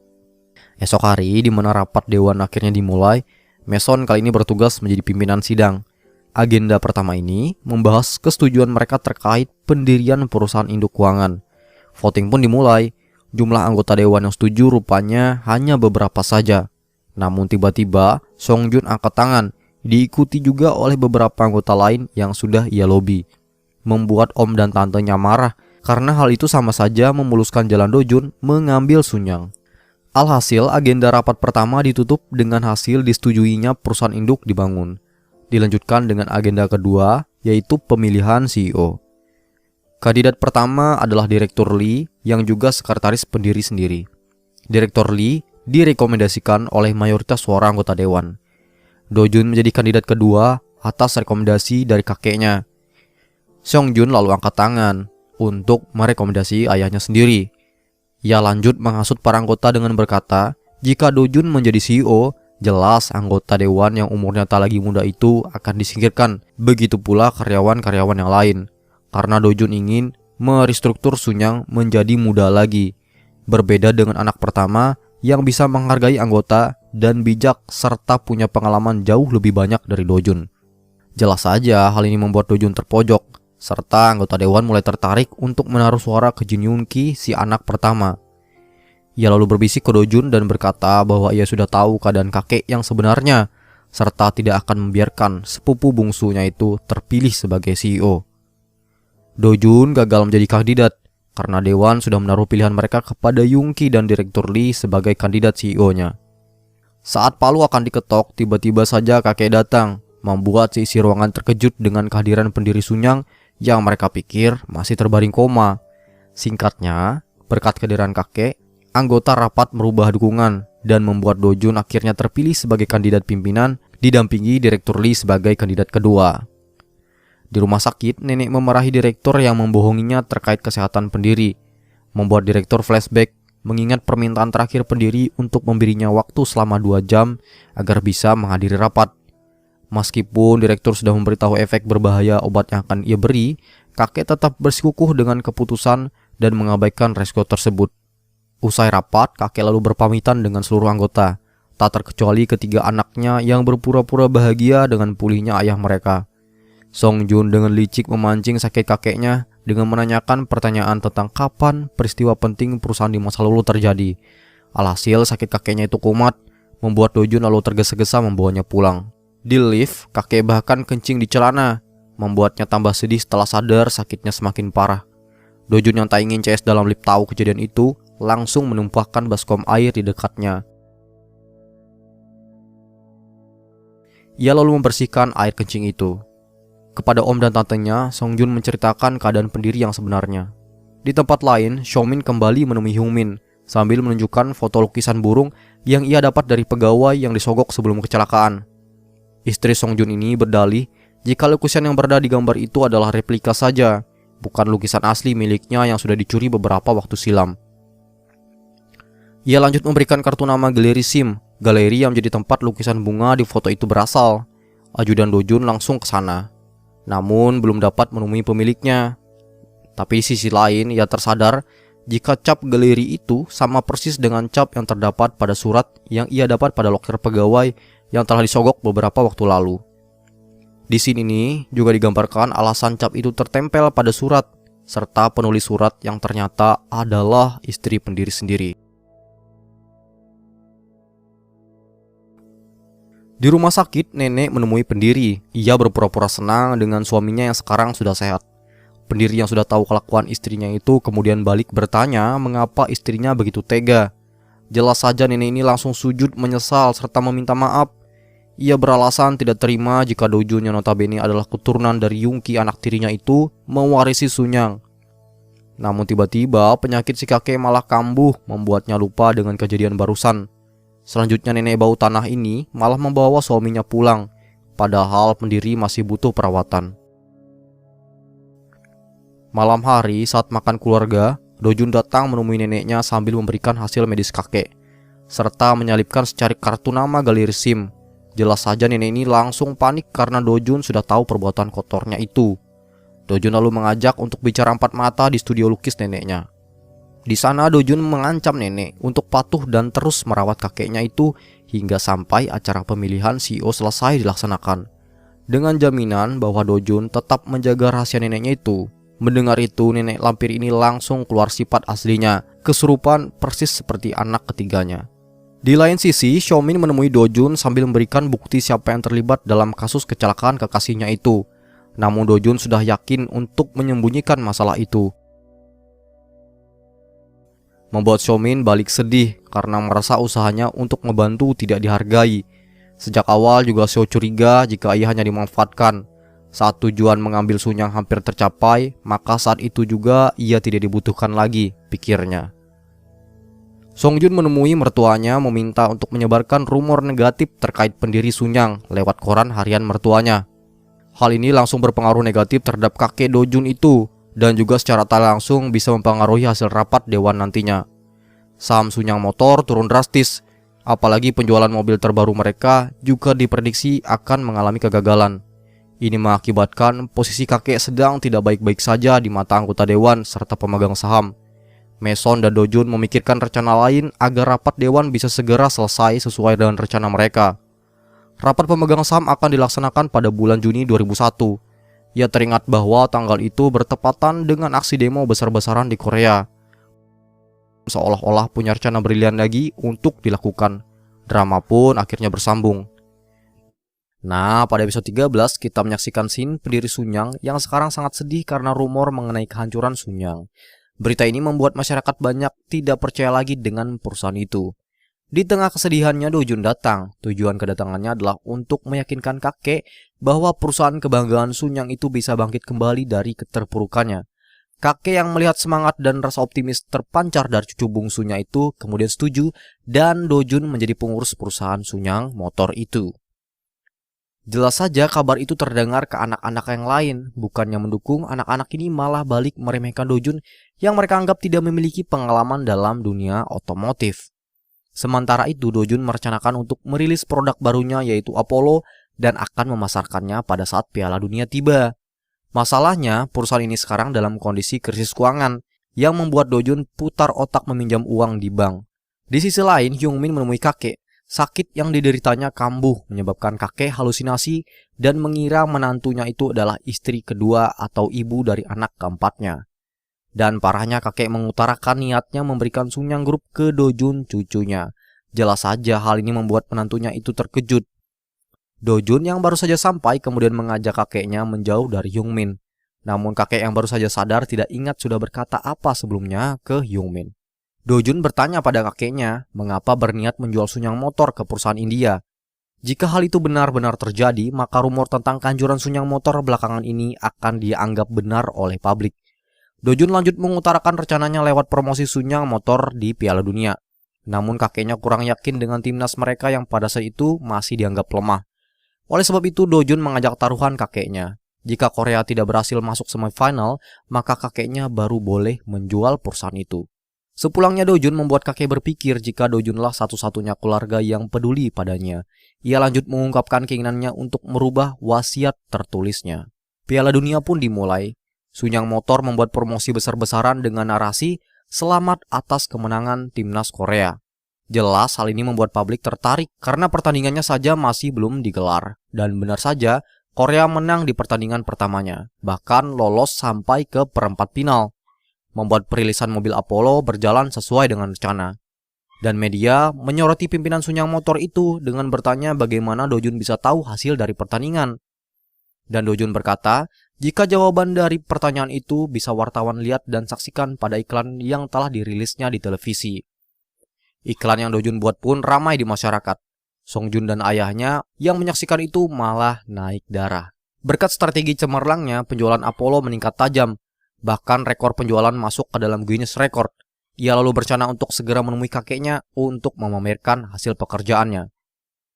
Sementara itu, di rumah pimpinan, Hyungmin datang dengan tujuan menyelidiki obat jenis apa yang diminum kakeknya. Namun istri pimpinan datang memergokinya. Hyungmin lalu berkata jika galeri neneknya itu memiliki banyak lukisan palsu, yang berarti Hyungmin sudah tahu dosa neneknya itu. Jelas nenek tua ini berbalik panik. Saat kembali ke kamar suaminya, ia terkejut melihat pendiri yang sekarang dalam kondisi tidak sadar.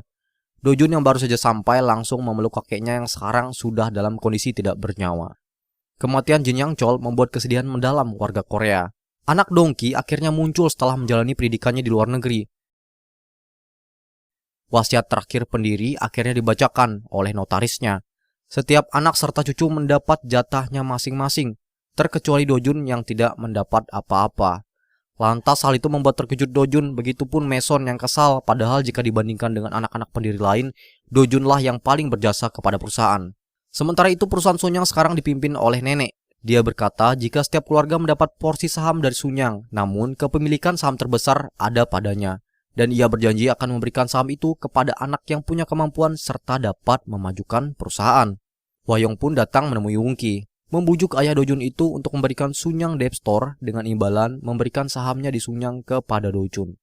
Anak keempat tidak menggubrisnya dan bahkan sekarang ia meminta Dojun untuk mencari wasiat terakhir yang ditulis kakek sebelum ia meninggal. Dengan cara itu wasiat terakhir kemarin bisa dibatalkan, namun Dojun menolaknya karena tak ingin merusak harga diri kakeknya.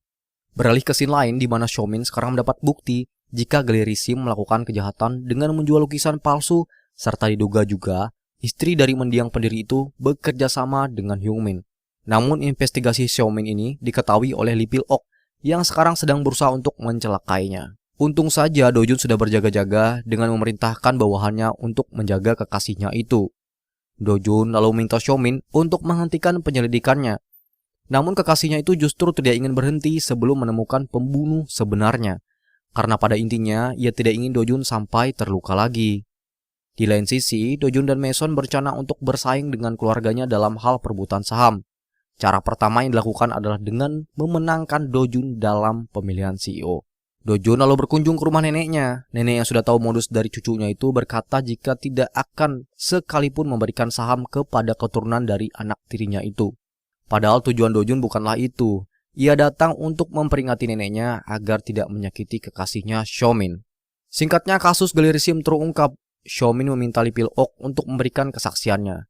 Nenek yang begitu panik lalu menelpon Dojun. Namun cucu bungsu itu lalu meminta saham milik neneknya dan dengan terpaksa nenek itu memberikannya.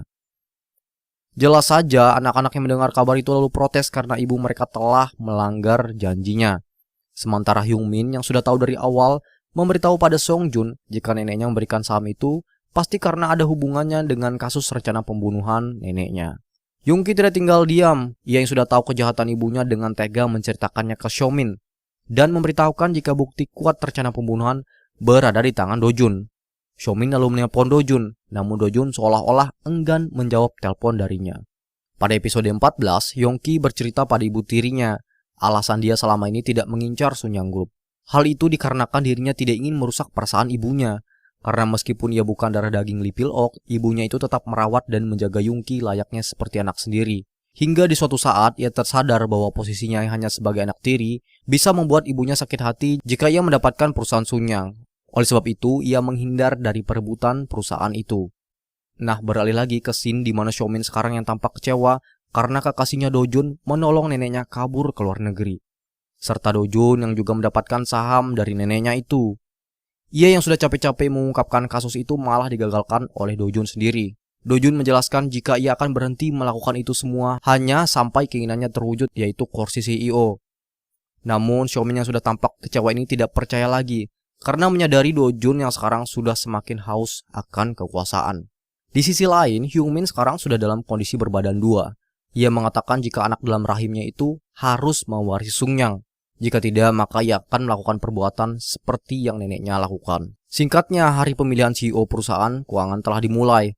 Tiba-tiba saja seisi ruangan mendapat kabar jika Dojun adalah pembunuh dari pendiri. Songjun lalu meminta Lee untuk memutar CCTV di rumah sakit. Namun Pak Lee berkata bahwa Dojun telah meminta dirinya untuk menghapus CCTV itu. Sembari memberikan bukti rekaman audio, Dojun yang menyuruhnya menghapus rekaman CCTV. Padahal tujuan Dojun meminta untuk menghapus CCTV saat itu adalah karena tidak ingin halayak melihat kakeknya yang lemah tak berdaya pada masa akhir hidupnya. Bahkan Pak Lee sekarang balik mengkhianati Dojun dengan berkata jika ada sesuatu yang dilakukan oleh Dojun pada malam kematian bosnya. Terungkap bahwa ternyata Pak Lee diam-diam membantu Songjun demi mendapatkan saham Sunyang sebagai imbalan. Dan bahkan terungkap juga jika selama ini sekretaris pimpinan ini kerap kali mengkhianati pendiri dengan menerima lukisan yang diberi oleh Songjun dari galeri Hyungmin. Singkatnya, Pak Lee akhirnya memenangkan perebutan CEO itu. Hal ini membuat senang kakak beradik ini, karena rencana untuk menjadikan Pak Lee sebagai boneka akhirnya terwujud. Saham yang sebelumnya dijanjikan kepada Lee ternyata hanya bualan saja. Ia dihianati oleh Songjun, yang sekarang bahkan menyuruhnya untuk pensiun saja, sembari memberikan bukti-bukti saat Pak Lee beberapa kali melakukan penggelapan dana perusahaan. Jelas saja Pak Lee marah. Sedangkan Songjun hanya bisa menertawakan mantan sekretaris kakeknya itu. Songjun pun lalu mendatangi Dojun yang dari tadi masih terduduk di ruang rapat. Ia lanjut berkata agar sepupunya itu menyerah saja dan meminta Dojun untuk memberikan saham Dojun pada dirinya. Lagi pula sudah terbukti jika dirinya tidak dianggap oleh kakek. Proses pendirian perusahaan induk keuangan Sunyang rupanya tidak berjalan mulus dengan rencana anak pertama dan kedua. Karena tiba-tiba saja Chang Je menentang proses pemisahan perusahaan yang Sunyang lakukan, karena curiga itu dilakukan untuk menghindari pungutan pajak.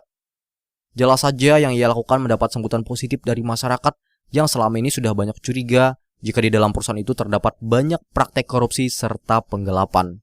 Rupanya hal itu dilakukan Chang Je karena sekarang bekerja sama dengan Dojun. Di lain sisi, ia melakukannya juga untuk menaikkan elektabilitas demi melancarkan rencananya dalam pemilihan presiden. Pak Lee datang menemui Dojun dan kemudian memberikan rekaman video terakhir pendiri. Dalam video itu kakek berkata bahwa ia tidak ingin jika cucunya mewarisi Sunyang Group. Hal itu dia lakukan agar cucu bungsunya itu bisa terus mengawasi dan melindungi perusahaan yang telah ia buat. Namun tiba-tiba sakit kakeknya kumat, membuat ia tidak kenal siapa itu Dojun. Setelah terdiam sesaat, kakek lalu berkata bahwa Dojun adalah cucunya. Dan orang yang paling mirip dirinya adalah Dojun itu sendiri. Membuat Dojun tidak sadar telah meneteskan air mata. Di sisi lain, diketahui bahwa rupanya Dojun mendapatkan warisan sebuah perusahaan. Perusahaan itu bernama Sunyang Project. Perusahaan yang pada awal episode digunakan sebagai perusahaan cangkang dengan tujuan untuk menggelapkan dana. Dojun lalu menemui Pak Lee yang telah memberitahunya perusahaan itu. Ini rupanya adalah pelayanan terakhir yang diberikan oleh Lee kepada Dojun. Di lain sisi, Chang Je rupanya gagal dalam pencalonan sebagai presiden, membuat Hwayong mengejeknya karena telah bersekutu dengan Dojun. Chang Je lalu memarahi istrinya itu sambil membela Dojun. Tiga anak ini sekarang bekerja sama untuk mendukung calon presiden seperti yang ayah mereka lakukan dulu. Mereka terlihat begitu akrab, padahal yang sebenarnya terjadi adalah sebaliknya. Yongki dan juga Dongki sama-sama memiliki niat licik. Makanya Dongki sekarang berencana untuk memisahkan perusahaannya dari Sunyang Group. Langkah awal yang dilakukan adalah memecat Mason, CEO pada perusahaan Sunyang Investment. Mendengar itu, Dojun lalu memiliki rencana untuk menjual Sunyang Card, perusahaan yang sudah diakuisisinya dulu. Karena Dojun tahu bahwa om keduanya itu berencana untuk mendirikan perusahaan induk keuangan yang terpisah dari Sunyang Group. Jelas saja Dongki langsung melahap umpan yang dilempar oleh Dojun itu. Mereka berdua lalu bertemu. Di sini nih omnya itu penasaran mengapa dengan mudahnya Dojun menyerahkan perusahaan itu. Dojun lalu menjelaskan bahwa ia sudah tidak memiliki keinginan lagi untuk menguasai grup karena hal utama yang diinginkannya sekarang hanyalah uang. Oleh karenanya, Sunyang Kart ia jual kepada siapa saja yang dapat menawar dengan harga tertinggi. Selain itu, ia juga tidak ingin lagi dituduh sebagai cucu yang haus akan warisan, seperti yang dikatakan oleh orang-orang pada saat rapat dewan. Tidak lama sampai anak pertama tahu jika Dojun berencana untuk menjual perusahaan itu, serta adiknya juga yang tidak lama lagi akan membangun perusahaan keuangan yang terpisah. Yongki tidak menyangka jika adiknya akan berkhianat, padahal mereka baru saja berjanji untuk terus bersama. Ia pun lalu berniat membeli Sunyang Kart dengan harga 2 kali lipat dari yang adiknya tawarkan. Dongki yang sudah mendengar itu lalu pergi menemui Dojun dan menawar lagi dengan harga yang sama seperti kakaknya tawarkan. Namun ia akan membayar setengahnya dulu. Dojun bisa saja setuju asalkan omnya itu memberikan 2% sahamnya pada Sunyang Group sebagai jaminan. Di sisi lain, presiden yang diunggulkan oleh 3 anak pendiri menderita kekalahan. Berbeda dengan Chang Je yang sekarang malah diangkat sebagai menteri kehakiman karena telah berjasa untuk menyatukan masyarakat Korea. Singkat cerita, Sunyang Kart yang dibeli oleh Dongki mengalami krisis karena penyalahgunaan kredit card yang semakin meningkat. Banyak kredit card macet sehingga penggunaan kartu kredit sekarang dibatasi. Ia harus membayar kerugian sebesar 400 juta jika ingin tetap melancarkan rencananya dalam pemisahan perusahaan. Dongki lalu menemui Dojun untuk meminta 2% sahamnya yang dimiliki oleh Dojun.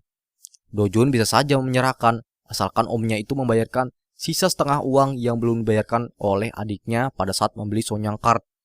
Dan akhirnya drama Reborn Rich pada part ini pun bersambung. Pada part kali ini, kita akan menyaksikan bahwa Bank Korea turun tangan dalam menangani perusahaan Sunyang Kart. Perwakilan tiap perusahaan dihadirkan untuk mediasi.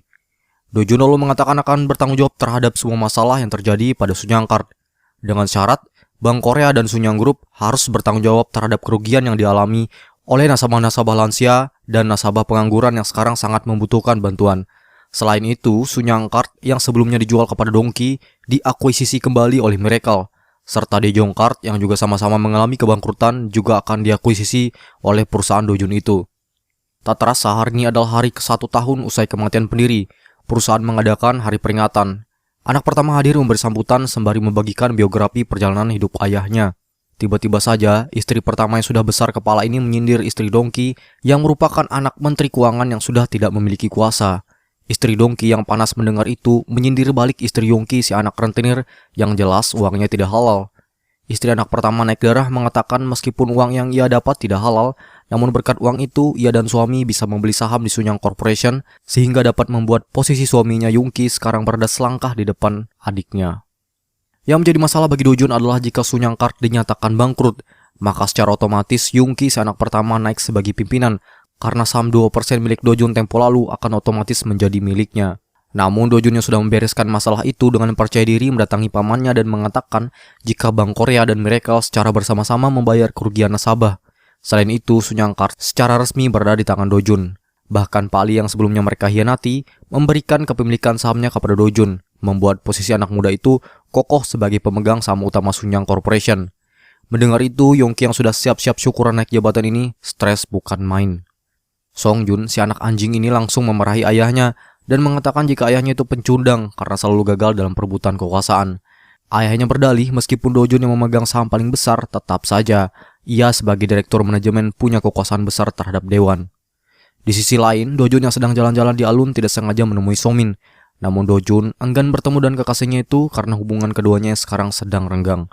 Di lain tempat, Chang Je yang sekarang menjadi menteri kehakiman membulatkan tekadnya untuk memberantas praktik korupsi. Terbukti setelah beberapa saat menjabat, ia sudah berhasil menangkap penasihat partai Kang Singwo atas dugaan aliran dana salah satu perusahaan besar ke calon presiden saat kampanye beberapa waktu silam. Jelas saja keluarga Sunyang ketar-ketir meminta suami Chang Je tidak melibatkan Sunyang ke dalam kasus itu. Saat berada di luar, Dongki mencepui Dojun kepada Chang Je dan berkata jika pemilik Miracle itu adalah orang yang sedang dicari jaksa saat ini. Dan dengan segera Dojun lalu dipanggil oleh jaksa dan lagi-lagi diinterogasi oleh kekasihnya sendiri Xiaomin. Xiaomin berkata jika Ha In Suk, sopir pribadi Dojun, juga sedang diinterogasi. Mendengar berita kemenakannya akan dipenjara, membuat Yongki sekeluarga senang karena sebentar lagi mimpi mereka akan terwujud. Dongki lalu mendatangi Mason dan membujuk CEO itu gabung bersamanya karena tak ada lagi gunanya bergabung bersama Dojun yang sekarang nasibnya sudah di ujung tanduk. Namun Mason yang sudah terlanjur setia terhadap Dojun ini menolak ajakan anak kedua itu. Dongki yang mukanya sudah masam lanjut mengancam Mason dengan mengatakan jika saat ini Menteri Kehakiman pun sudah berada di pihaknya. Sepulangnya dari sana, Yejun anak Dongki memberikan bukti keterlibatan sekretarisnya Baek dalam penggelapan dana. Baek sempat membela diri dan meminta maaf pada Dongki, namun saat itu juga Baek dipecat olehnya. Di lain sisi, Xiaomin curiga kalau Dojun sedang dijebak, meminta bawahannya menyelidiki lebih dalam kasus itu. Secara singkat, bawahannya menemukan bukti CCTV di mana saat malam penyerahan dana suap, Pak Baek, sekretaris Dongki, terekam sedang berada di sana. Saat diinterogasi, sekretaris Dongki itu pun berkata jika ia hanya mengikuti perintah yang diminta oleh atasannya, sembari memberikan bukti kejahatan bosnya itu. Dongki pun lanjut dipanggil untuk diinterogasi, dan tentu saja anak kedua yang licik ini enggan untuk mengakui perbuatannya. Yojina langsung mendatangi Yongki meminta bantuan agar suaminya bisa dibebaskan.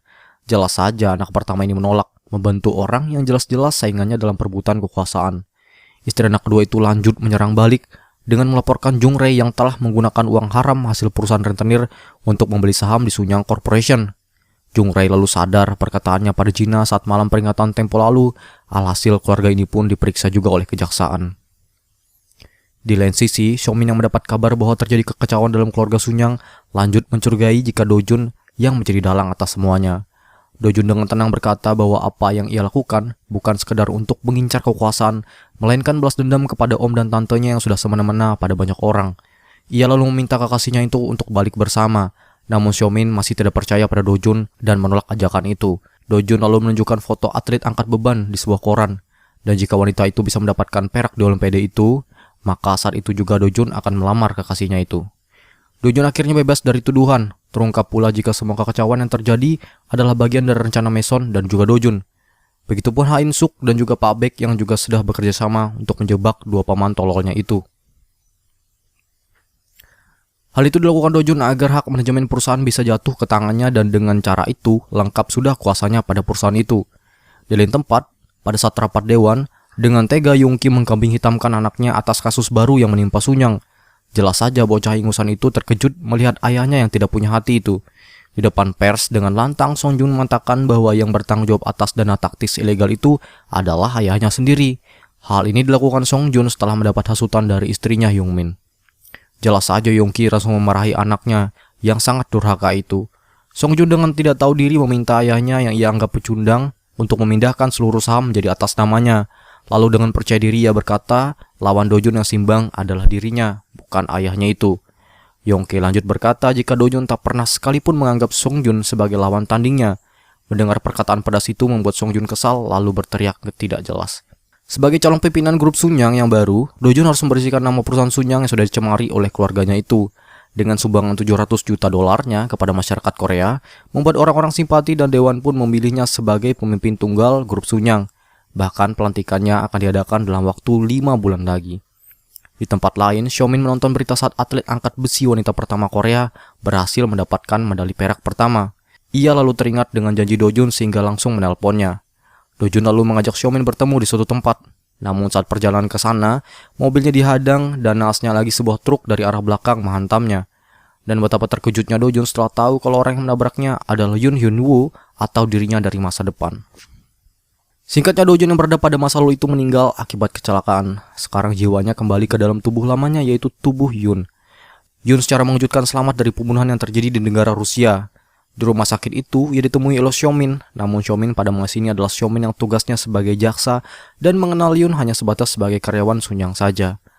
Jaksa itu rupanya datang ke Rusia dengan tujuan menjemput Yoon dan memastikannya selamat sampai ke Korea. Karena Yoon adalah saksi kunci terkait kasus besar yang sedang dihadapi oleh Sunyang Group.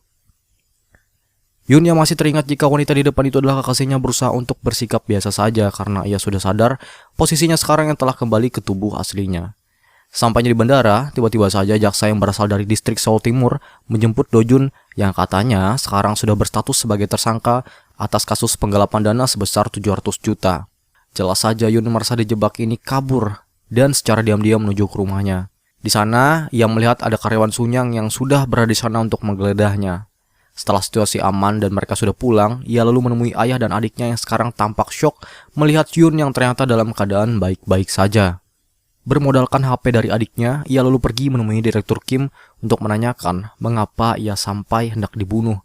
Direktur Kim lalu mengatakan bahwa tragedi yang ia alami beberapa waktu lalu adalah jebakan dari Song Jun serta dirinya untuk menjadikan Yun sebagai tersangka penggelapan dana. Maka dengan cara itulah nama Song Jun sebagai penerus Sunyang menjadi bersih di mata publik. Serta parahnya, uang penggelapan sebesar 700 juta yang ia ambil di Rusia dapat menjadi milik Song Jun dengan aman tanpa bekas sekalipun. Yun menemui Xiaomin. Di sana ia mengajak jaksa itu untuk bekerja sama menangkap Song Jun. Jelas saja Xiaomin tidak percaya pada pria yang dulu menjadi musuhnya itu. Namun dengan meyakinkan Yun berkata kalau ia memang benar mengambil uang 700 juta itu, ia tidak akan berani datang menemui Xiao karena sama saja itu seperti menyerahkan diri. Yun lalu mengirim semua berkas terkait perusahaan cangkang milik Sunyang dan membuat jaksa ini mulai percaya pada Yun itu. Ye Jun, anak dongki yang di awal episode bekerja sama dengan Direktur Kim, sekarang membuat rencana agar bisa menggagalkan suksesi dari sepupunya itu. Namun liciknya Direktur Tai ini juga bekerja sama dengan Song Jun yang rupanya dari tadi menguping pembicaraan mereka berdua dari ruangan yang berbeda.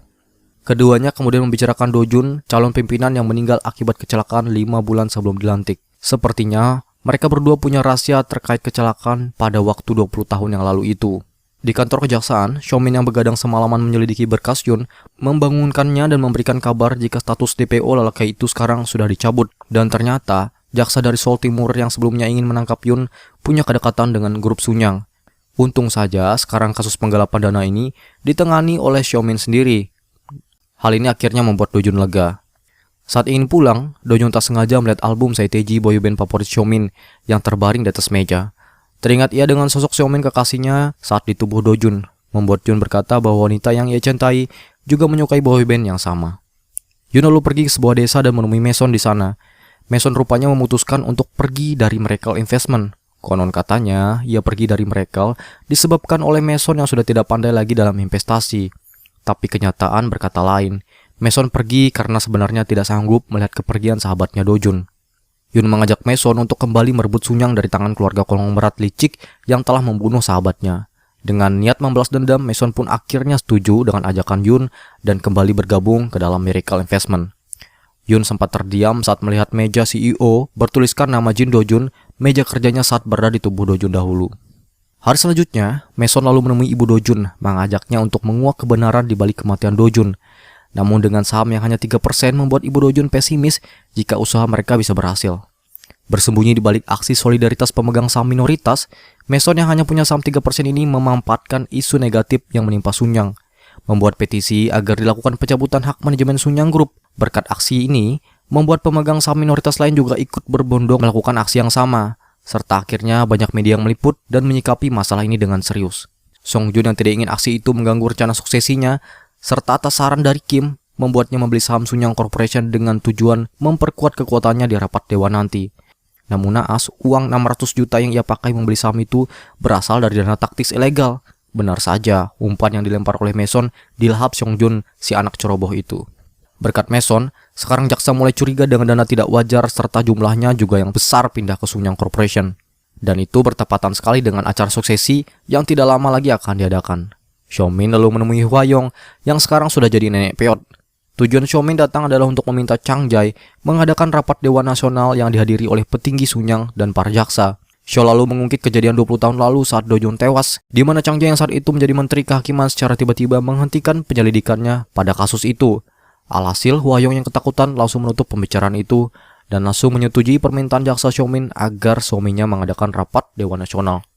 Mendengar kabar akan diadakannya rapat dewan membuat Song Jun dan Kim kaget. Parahnya lagi sekarang ayahnya Yongki masih terbaring sakit, yang artinya sebagai wakil pimpinan, ia akan menghadapi tuntutan jaksa pada saat rapat Dewan Nasional itu. Di kantor jaksa Seo, Yun sekarang sudah mendapat kepercayaan dari jaksa itu. Seo berkata jika Yun sudah melakukan pekerjaan yang baik sampai sejauh ini. Sebelum pergi, keduanya juga bersalaman. Yun yang tersenyum memandang kekasihnya yang sudah pergi itu dipergoki oleh bawahan Xiaomin. Ia lalu ditegur bawahan Seo sambil berkata jika atasannya itu sudah memiliki tunangan pada waktu 20 tahun yang lalu. Namun karena kecelakaan, Xiaomin ditinggal. Itulah sebabnya wanita itu sekarang bersifat dingin dan alasannya selalu mengenakan pakaian hitam juga adalah untuk mengenang kepergian kekasihnya. Xiaomin lalu menemui anak keempat, memintanya untuk mencari saksi kuat yang akan dihadirkan pada saat rapat Dewan Nasional nanti. Keluarga Sunyang mengadakan rapat, Jelas saja semuanya saling menyalahkan atas kematian Dojun. Namun Seongjun rupanya adalah orang yang paling dicurigai saat itu membunuh sepupunya. Jelas saja Seongjun bersikeras membela diri jika pada masa lalu ia tidak sama sekali terlibat pada pembunuhan Dojun. Scene pun flashback ke 20 tahun yang lalu, pasca kematian Dojun. Seongjun datang ke kamar ayahnya dan dengan tegas meminta untuk tidak menuduhnya atas kematian Dojun. Namun rupanya kartu nama Seongjun tertinggal dalam truk yang menabrak Dojun, membuat ayahnya sekarang yang meski kecewa, berjanji akan menutupi kasus anaknya itu. Di lain sisi, Hyungmin meminta suaminya itu untuk tak usah datang rapat Dewan Nasional demi menjaga nama baiknya. Namun orang sombong ini sudah terlanjur percaya diri dan yakin akan menang dalam sidang itu. Hari saat rapat Dewan Nasional pun tiba. Kim tidak menyangka jika Yoon punya kekuatan yang begitu besar sehingga bisa-bisanya dia mengadakan rapat Dewan Nasional seperti itu. Rapat Dewan pun dimulai. Yoon yang sekarang menjadi saksi menjelaskan kejadian yang sebenarnya, bahwa ia hampir terbunuh oleh Shin Gyung-min, anak suruhan Sunyang, saat berusaha membawa uang penggelapan perusahaan Sunyang Mikro.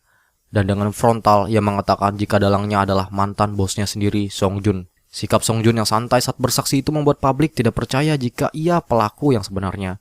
Ditambah lagi, keterangan yang dirasa masuk akal didengar. Seomin harus memiliki bukti kuat lagi jika masih ingin tetap memenangkan sidang ini. Dari pintu belakang muncul Ha In-sok yang sepoyongan seperti orang sekarat datang bersama ayah Dojun. Ia selamat dari kecelakaan 20 tahun yang lalu dan bersaksi jika mereka berdua saat itu berniat untuk dibunuh. Jaksa lalu meminta Super Dojun itu untuk menunjuk siapa pelaku aslinya, dan betapa terkejutnya saat Ha In-sok malah menuju ke kursi Yoon dan sambil kesurupan tidak jelas menuduh Yoon. Usai sidang, Seomin memberitahukan pada Yoon jika Ha In-sok rupanya mengalami demensia alkoholik yang membuatnya seperti orang kesurupan tidak jelas. Maka dengan ini kesaksiannya saat rapat tadi tidak dianggap valid. Scene berpindah ke kejadian 20 tahun yang lalu, di mana pada saat itu Yoon diperintah untuk menaruh truknya di lokasi yang bosnya inginkan. Dan secara tiba-tiba terjadi kecelakaan beruntun, dan hal ini akhirnya menjelaskan kejadian pada ending episode yang lalu. Yoon lalu histeris ketakutan, sadar bahwa ia sedang dijebak untuk menjadi seorang pembunuh. Dan yang memerintahkan Yoon saat itu adalah rupanya Direktur Kim sendiri. Kim menyogok Yoon dengan iming-iming jabatan tinggi kepada anak yang hanya tamatan SMA itu. Namun Yoon tetap membulatkan tekadnya untuk melapor ke polisi. Di luar, ia lalu berubah pikiran saat melihat sekelompok karyawan Sunyang berpakaian keren bekerja di sana. Dengan penuh kebimbangan, ia memutuskan untuk menutup teleponnya pada polisi itu dan kemudian memutuskan untuk bekerja dengan Kim. Ya, itulah asal muasal mengapa Dojun dapat bekerja sampai menjadi sekretaris Seongjun di awal episode. Beralih ke masa sekarang, Yoon meminta adiknya untuk pergi ke apartemennya untuk mengambil barang bukti yang telah disimpannya selama ini. Di lain sisi, sidang pun dilanjutkan. Seongjun rupanya sedikit lagi memenangkan sidang itu karena kurangnya alat bukti dari penuntut. Dengan mewujudkan, Yoon memperdengarkan rekaman teleponnya pada saat kejadian dulu. Di rekaman itu jelas terdengar semuanya. Dan parahnya lagi, otak dari pembunuhan sebenarnya adalah anak pertama yang memerintah Kim merekayasa pembunuhan. Jelas saja seluruh peserta sidang meminta klarifikasi Seongjun. Anak bodoh ini dengan cerobohnya tidak bisa mengendalikan emosi pada Dojun sampai-sampai ditarik dari dalam ruang sidang. Jelas saja pimpinan sidang bisa menyimpulkan hasil akhir dari sidang ini. Di lain tempat, anak pertama menghembuskan nafas terakhirnya di rumah sakit. Singkatnya, karena desakan dari masyarakat, akhirnya keluarga Sunyang diboikot dari hak manajemen perusahaan Sunyang, yang membuat mereka tidak memiliki lagi hak atas perusahaan itu. Sementara Hyungmin menceraikan suaminya yang sekarang sudah berstatus sebagai tersangka. Hak manajemen Sunyang ditangani oleh perusahaan investasi lain yang dirasa anggota dewan kompeten. Dan jelas saja, Miracle yang dipimpin oleh Yoon dan Mason sekarang dipilih untuk memegangnya. Di lain sisi, Yoon langsung pergi menemui ayah dan adiknya. Dalam perjalanan itu, ia tersadar bahwa kejadian yang ia terlempar ke dalam tubuh Dojun bukanlah kerasukan atau kegiatan menjelajah waktu, melainkan penebusan dosanya kepada cucu bungsu itu, serta pertobatan atas kesalahannya. Saat berjalan di alun kota, Yoon menyaksikan grup band kesayangan Seomin tampil di sebuah videotron kota. Jaksa Seo rupanya secara kebetulan juga datang di sana, namun kali ini jaksa dingin itu mengenakan setelan berbeda. Terpancar jika saat ini ia sudah bahagia karena berhasil menyelesaikan kasus pembunuhan mantan tunangannya. Yoon berkata jika Seo sekarang tampak berbeda, ia terlihat lebih baik sekarang. Setelah Yoon pergi, Seo seolah-olah merasa deja vu karena pernah mendengar kalimat sama yang terucap dari mulut Dojun saat mereka berdua kencan pertama kali. Dan drama pun akhirnya selesai. Well, bagaimana nih menurut kalian ending dari drama Reborn Rich ini? Apakah sesuai ekspektasi kalian atau enggak nih? Tulis di kolom komen bawah ya. Cukup sekian alur drama dari Reborn Rich dari Korea Boss. Jangan lupa subscribe untuk nonton alur drama lainnya dari channel ini.